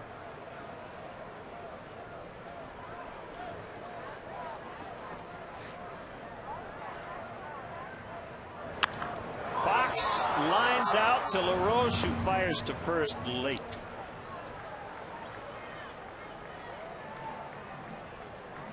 That was a seed off the bat of Jake Fox, but LaRoche able to catch it. So, Len, who's your favorite Cub? All of them, Bob. There you go. Good answer. Just one. Good answer. Mine is the next one to get a base hit. Yeah. Could be any one of you guys. Come on.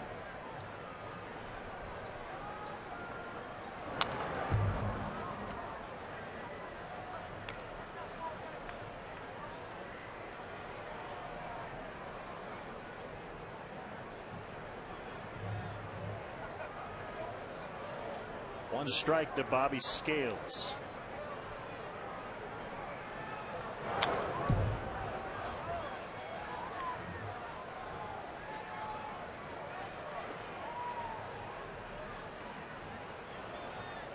You know, Bob, when you get on a plane, they don't just hold a raffle to determine who's going to fly the plane.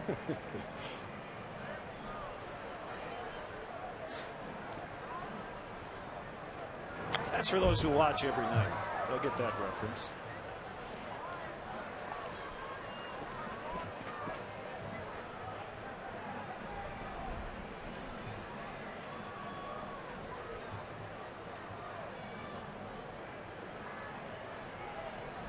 So, Len, how about this view? The view? No, I've never been on that show. Swing and a miss. So 6 strikeouts for Morton.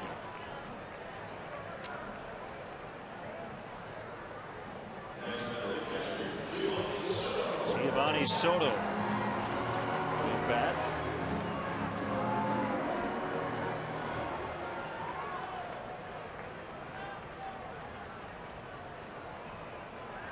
That's 6th strikeout for Morton, ties his career high.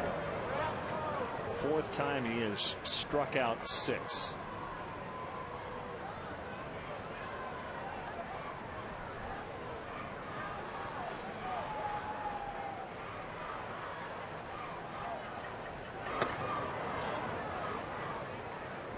So, Len, you going to stick around for the second game of the doubleheader? I think I will. All right. Yeah. See, a lot of the celebrities that we have up here in the 7th inning, they put their time in, they sing the song, and off they go in their limo to the next appearance. But it's good to hear you're going to stick around. What's that out there? Is that what they call the outfield? Yeah, Kelly, that would be the outfield. In auto racing, they have the infield. And no, they don't sell cereal here at the ballpark.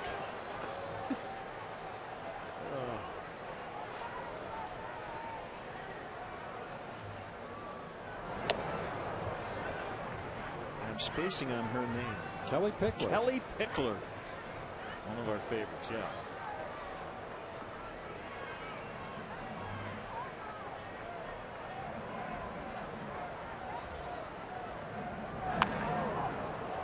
Fouled right at the plate.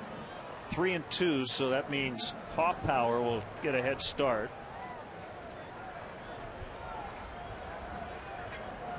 So Len, since you're sticking around for the second game, what are you going to do between games? That's a good question, Bob. I think kind of depends on how much time there is between games.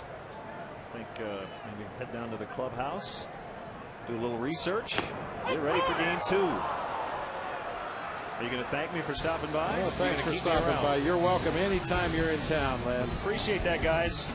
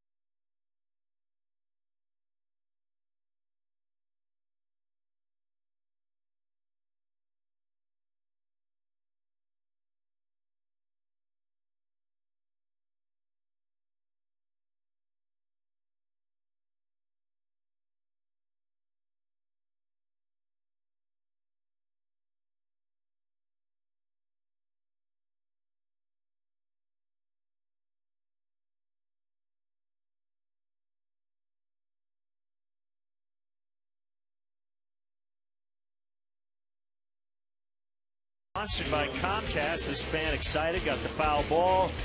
Then the crowd got on him. Give it to a kid. There's the kid. There's the ball. Nicely done. Yeah, look at that reaction. Hero of the day. Yep.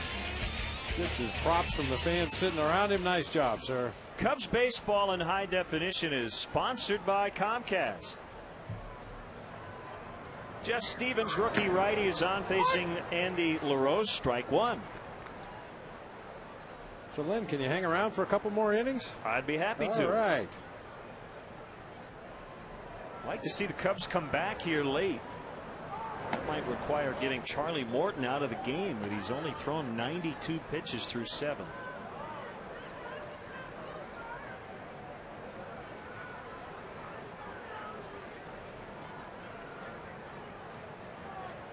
Stevens basically a 2-pitch guy, 4-seam fastball and a curveball.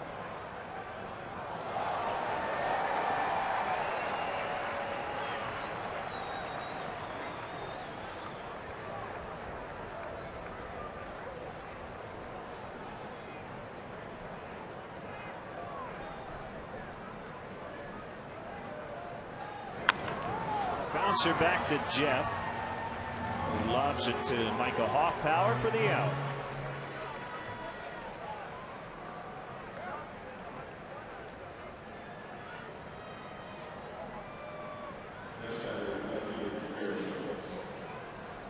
The paid crowd here for game 1, 34,362.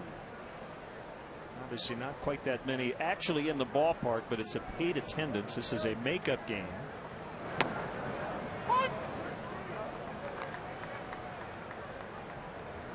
And the Cubs have gone over the 3 million mark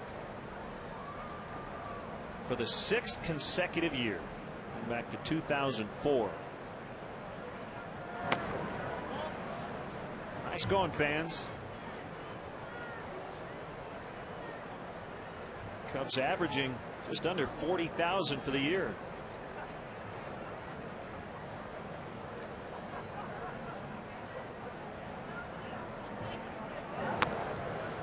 Outside corner to Jones.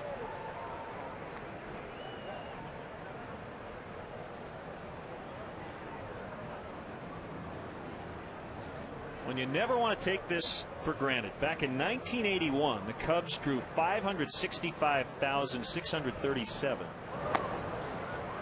Now, that was a strike shortened year, but they averaged 9,752 per game.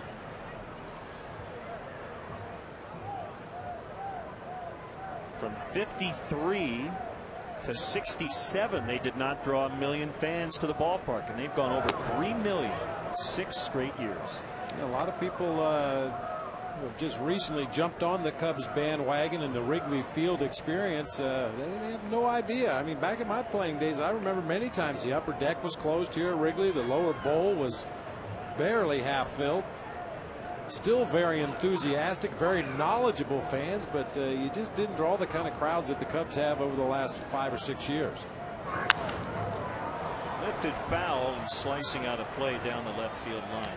It kind of went from a very well-kept secret. You know, what a great place to spend a summer afternoon out at Wrigley Field in the sunshine with some baseball in front of you, and then all that entails after the ball game here in Wrigleyville. It used to be a very well-kept secret. Not anymore. Certainly WGN had a lot to do with bringing people out. Harry Carey in the 80s and 90s. As Fukudome dropped it. I don't know if he ever did get a glove on it, but Jones will pull up at second base.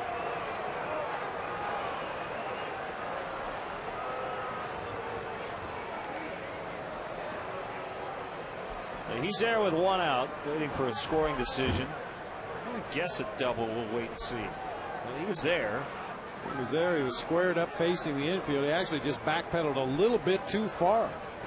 Took himself out of range of that one. It is a double for Jones.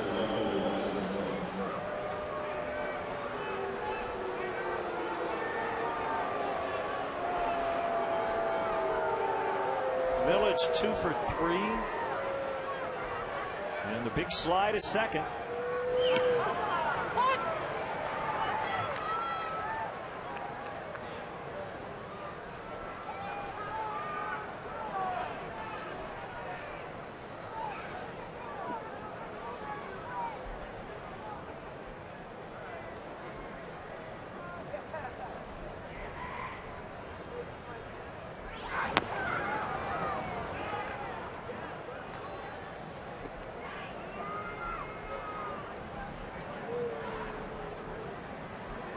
Pirates are trying to end a 7-game skid against the Cubs.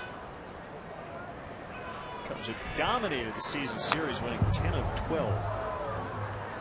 But they're down late, 4-0. The motivation for the Pirates here down the stretch is to avoid 100 losses. They have to go 4-2 over their last 6. It'll be easy this weekend. They're going to be in Cincinnati. The Reds are finishing strong. On the line, foul.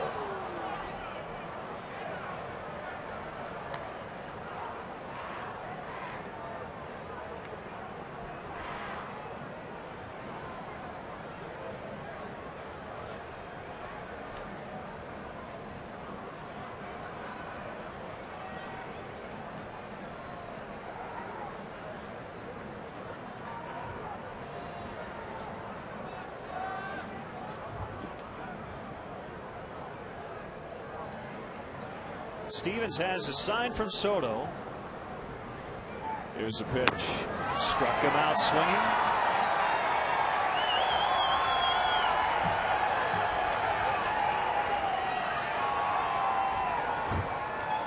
I think we know who the bad guy is in the ballpark today.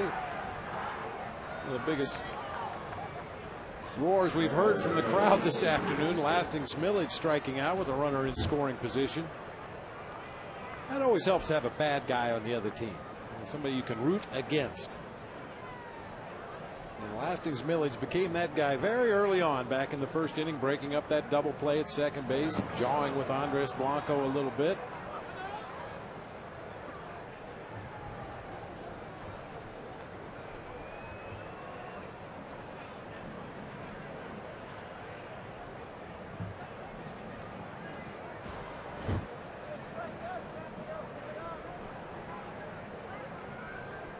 Blocked by Blanco, or rather by Soto.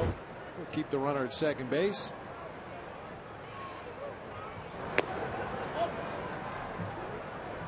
Two and 0 to Pierce. Cubs were eliminated from the division race on Saturday and from the wild card last night. But they have won 7 of their last 9, and they have their 3rd consecutive winning season. For the first time since 6 straight, from 67 to 72.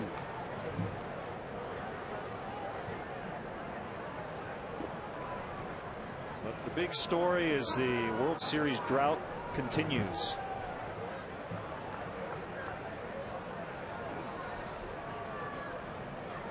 And Pierce takes ball 4. And I will say this, and I don't think that Lou or the staff or the front office or the players took anything for granted, but I do think a lot of people around this team kind of assumed, coming off 97 wins, that they just kind of walk right back into the playoffs, but that's not how it works. Remember in spring training, you know, Lou was kind of fighting that. Hey, let's go play the season first. Everyone wanted to talk about October, but you got to get there first.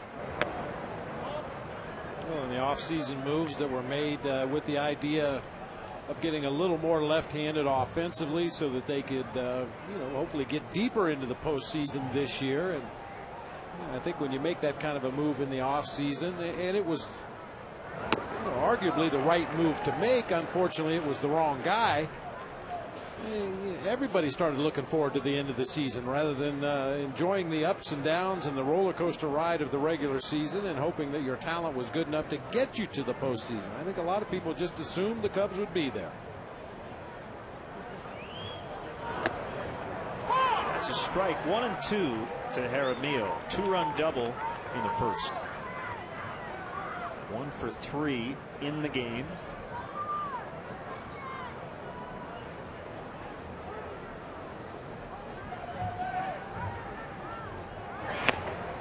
Two and 2. Well, we've talked to Jim Hendry many times on the air, and there's nobody who's more disappointed with how this has played out than Jim. But remember, he's a guy who built back-to-back division championship teams. Cubs also, they went 5 outs of the World Series in 03. But as Jim has said, and Lou too, they'll worry about 2010 after 2009. 4-0 Pirates.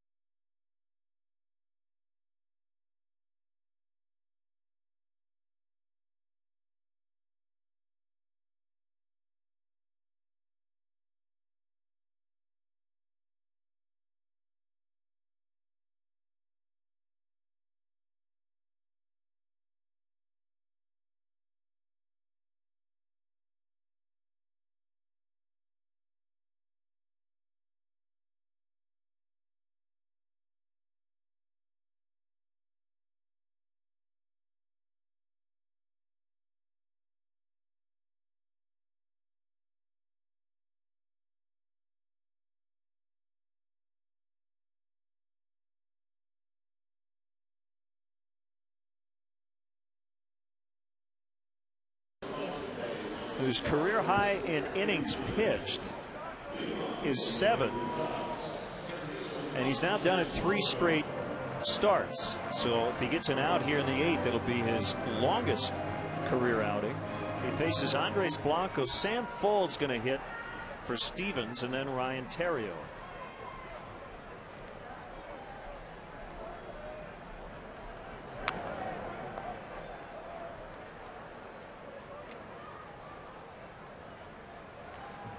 I want to send out a happy birthday wish, 91 years old, to Irene Kaputska, who resides at Resurrection Retirement Community on Peterson. It's from your son Tom Cat, who does a great job working security here at Wrigley Field. Aaron Heilman getting ready for the 9th.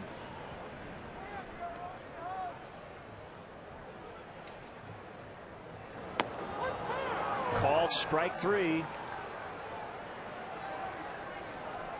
Well, that's been the key pitch for Morton today. He's been able to reach back and drop that curveball in there almost whenever he wants, either for a strike or to lead one of the Cubs hitters out of the strike zone. Sam Fuld as a pinch hitter. A couple of 3-hit games for Sam since Friday, one of them last night.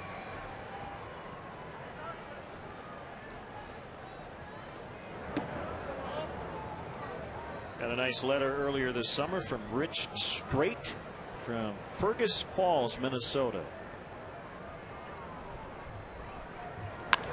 Line to left, Millage is there. 2 outs.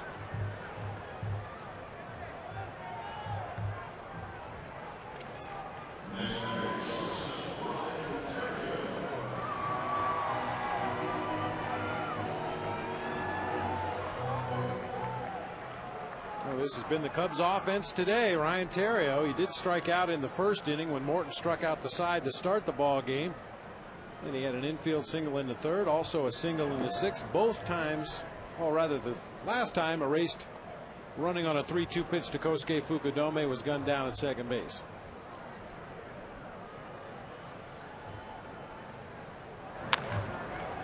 In the hole, Cruz with the off-balance throw, not in time. Theriot has all 3 Cubs hits, 2 of the infield variety.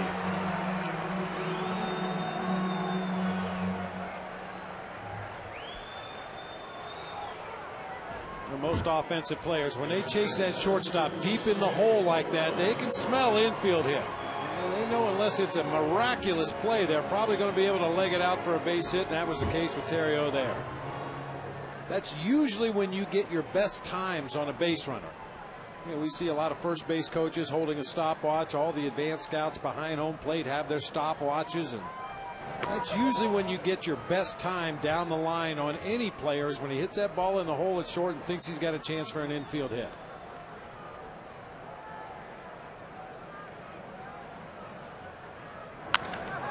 Drilled into center.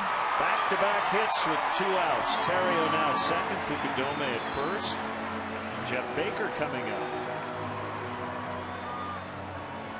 A little bit of stirring around over there in the Pirates dugout. This is where you can get caught by surprise. Charlie Morton has been totally in command of this ball game until this point. If Jeff Baker would happen to lean on one right here, all of a sudden you're looking at a 1-run ball game and nobody warming up in the bullpen. So with that in mind, Joe Kerrigan, the pitching coach, going to make his way out to the mound, and the Pirates are going to get some activity going down there. Now, you can get lulled into a sense of security when your starting pitcher is cruising the way that he has today.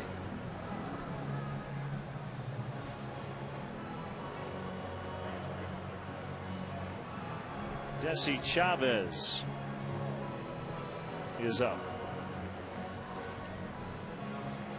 Nice letter from Ray Sandow, 87-year-old longtime Cub fan, born and raised in Joliet, Illinois, now lives in Carmel, Indiana. Thanks for the letter.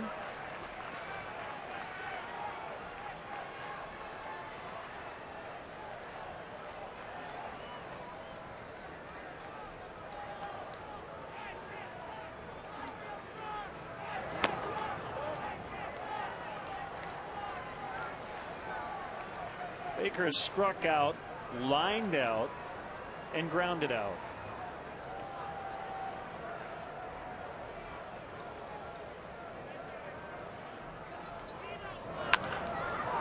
Two bouncer, Cruz coming in, relatively routine play. And Morton does get out of the 8th, still unscathed, 4-0 to the 9th.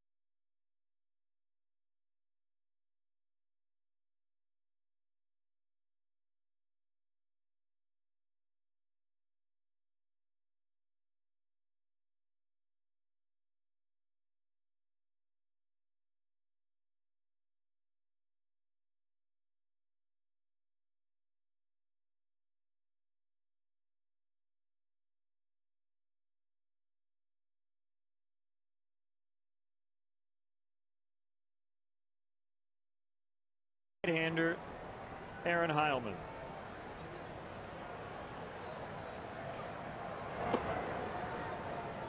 Inside to Bixler.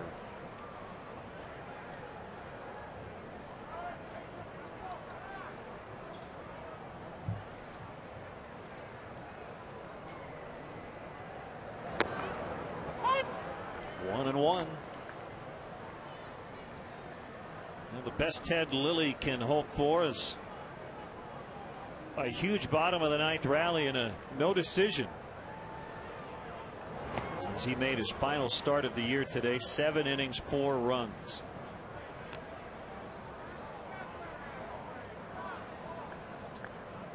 Got to believe Charlie Morton will get a chance to complete at 103 pitches made over 8 innings, 67 for strikes.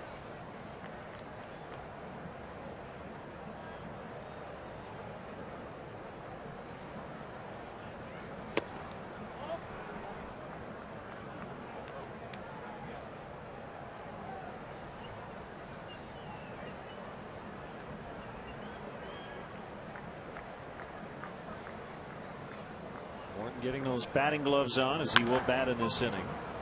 Bounce to the shortstop, Terrio, 1 out.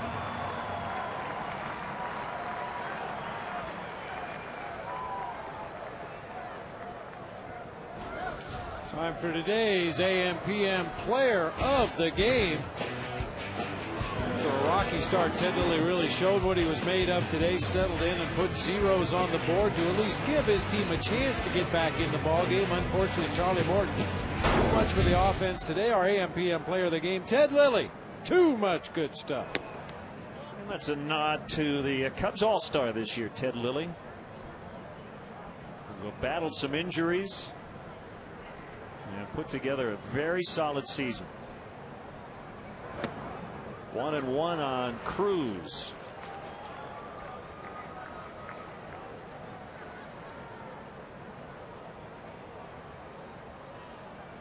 Cruz is from Mexico, Navajo, Sonora, Mexico. Signed originally by Boston in 2000. His dad, also named Luis, played in the Mexican League. and hit over 200 homers.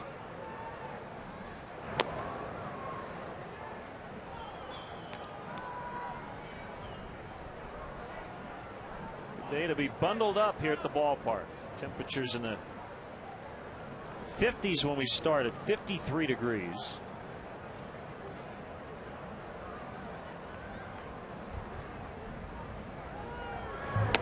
Swing and a miss, 2 down.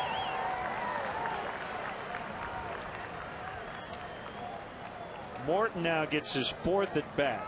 Might be the first time Morton's ever gotten 4 at bats in a game.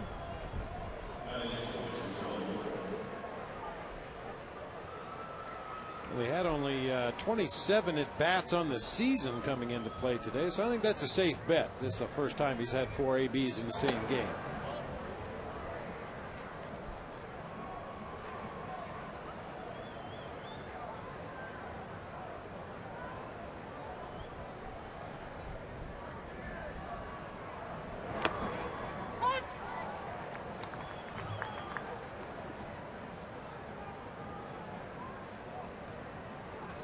Again, Carlos Zambrano pitches tonight. Right-hander Jeff Karstens will oppose him. Bounced right back to Aaron, and he underhands to Hoffpower. Cubs need a huge 9th as they trail 4-0.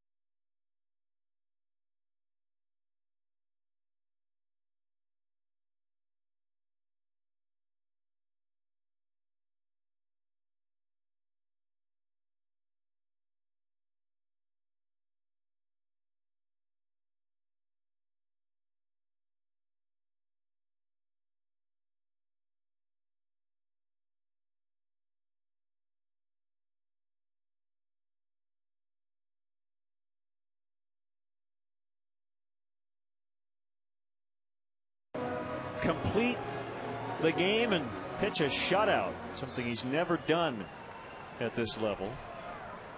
Ryan Dempster did it to the Pirates last night on 5 hits. Morton on 4 hits today.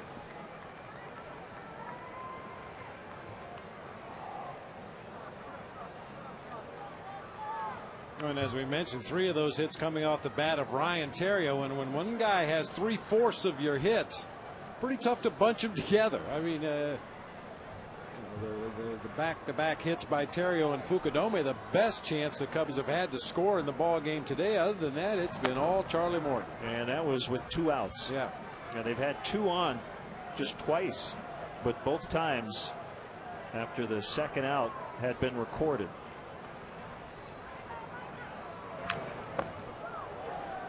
One to Hoffpower. Well, you'd have to say the key play of the game was the Millage slide into second. Broke up a double play.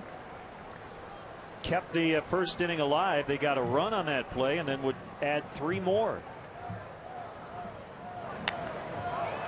Popped into short center, and McCutchen is there.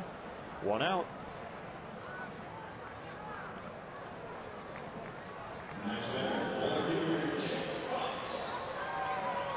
talk about it all the time, Len. Find a way to help your team win a ball game. It doesn't always mean you have to hit the game-winning home run or pitch a shutout or make a game-saving defensive play. Sometimes all it takes is sliding aggressively into second base. That was the case for McCutchen, or rather for Millage today. Just a hard, aggressive slide, breaking up a double play. We saw Jesse Chavez up briefly in the 8th when Morton gave up those back-to-back hits, but he only made a couple of pitches out there in the pen, sat down, and nobody has gotten up since.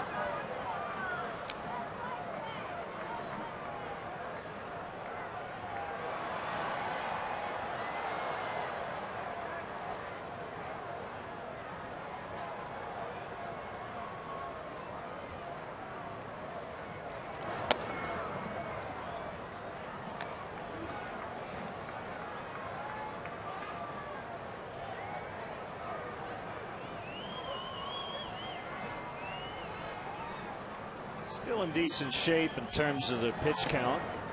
3-1.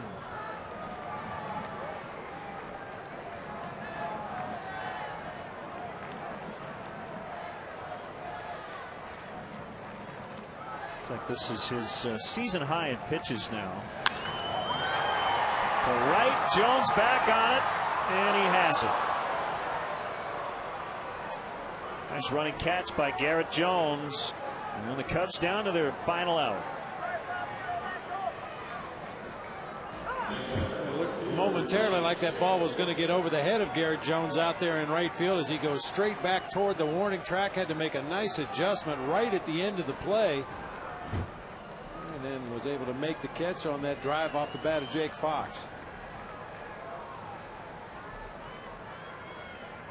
It's up to Bobby Scales.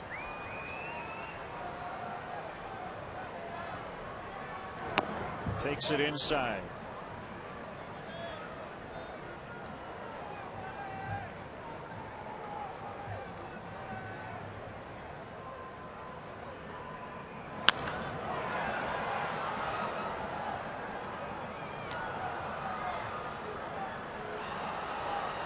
White Sox and the Indians, first of a straight doubleheader in Cleveland. Carlos Torres and Fausto Carmona, they're scoreless in the second. Mets and Nationals just about ready to get underway. Tim Redding and John Lannon, a matchup in that one. Everything else will be under the lights, including the Cubs hosting the Pirates in Game 2 of this split twin bill.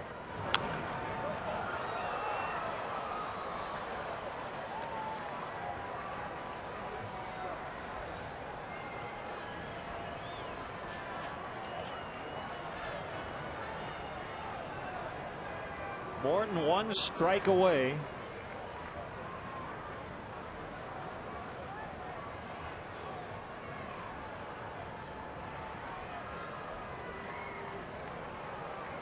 Well, it seems appropriate that if this game's going to end with this Bobby Scales at bat, Morton throws a curveball right here. That's been his go-to pitch all day long. Looks like they're going in with a heater instead. And it hit Bobby.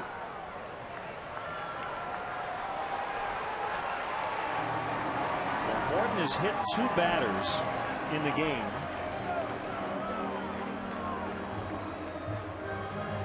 And with that, call to the bullpen. Somebody's going to get up. Probably Matt Capps, their closer.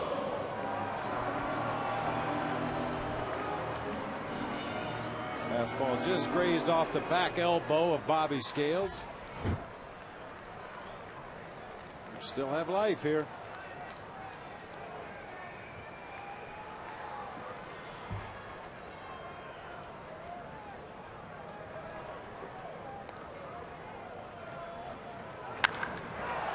Line foul.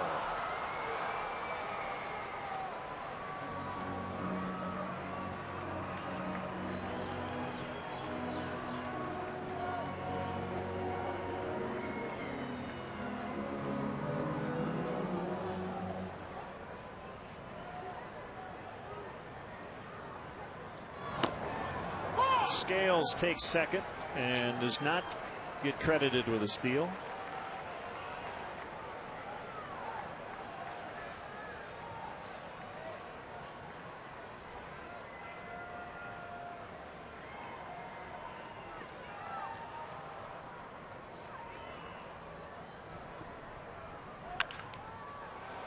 Picked up by Andy LaRoche, and that's it. And the Cubs have tipped their cap a lot this season, but you have to give Charlie Morton a ton of credit. He gave up 10 runs in an inning of work in his start here on August 14th. He shuts out the Cubs, his first career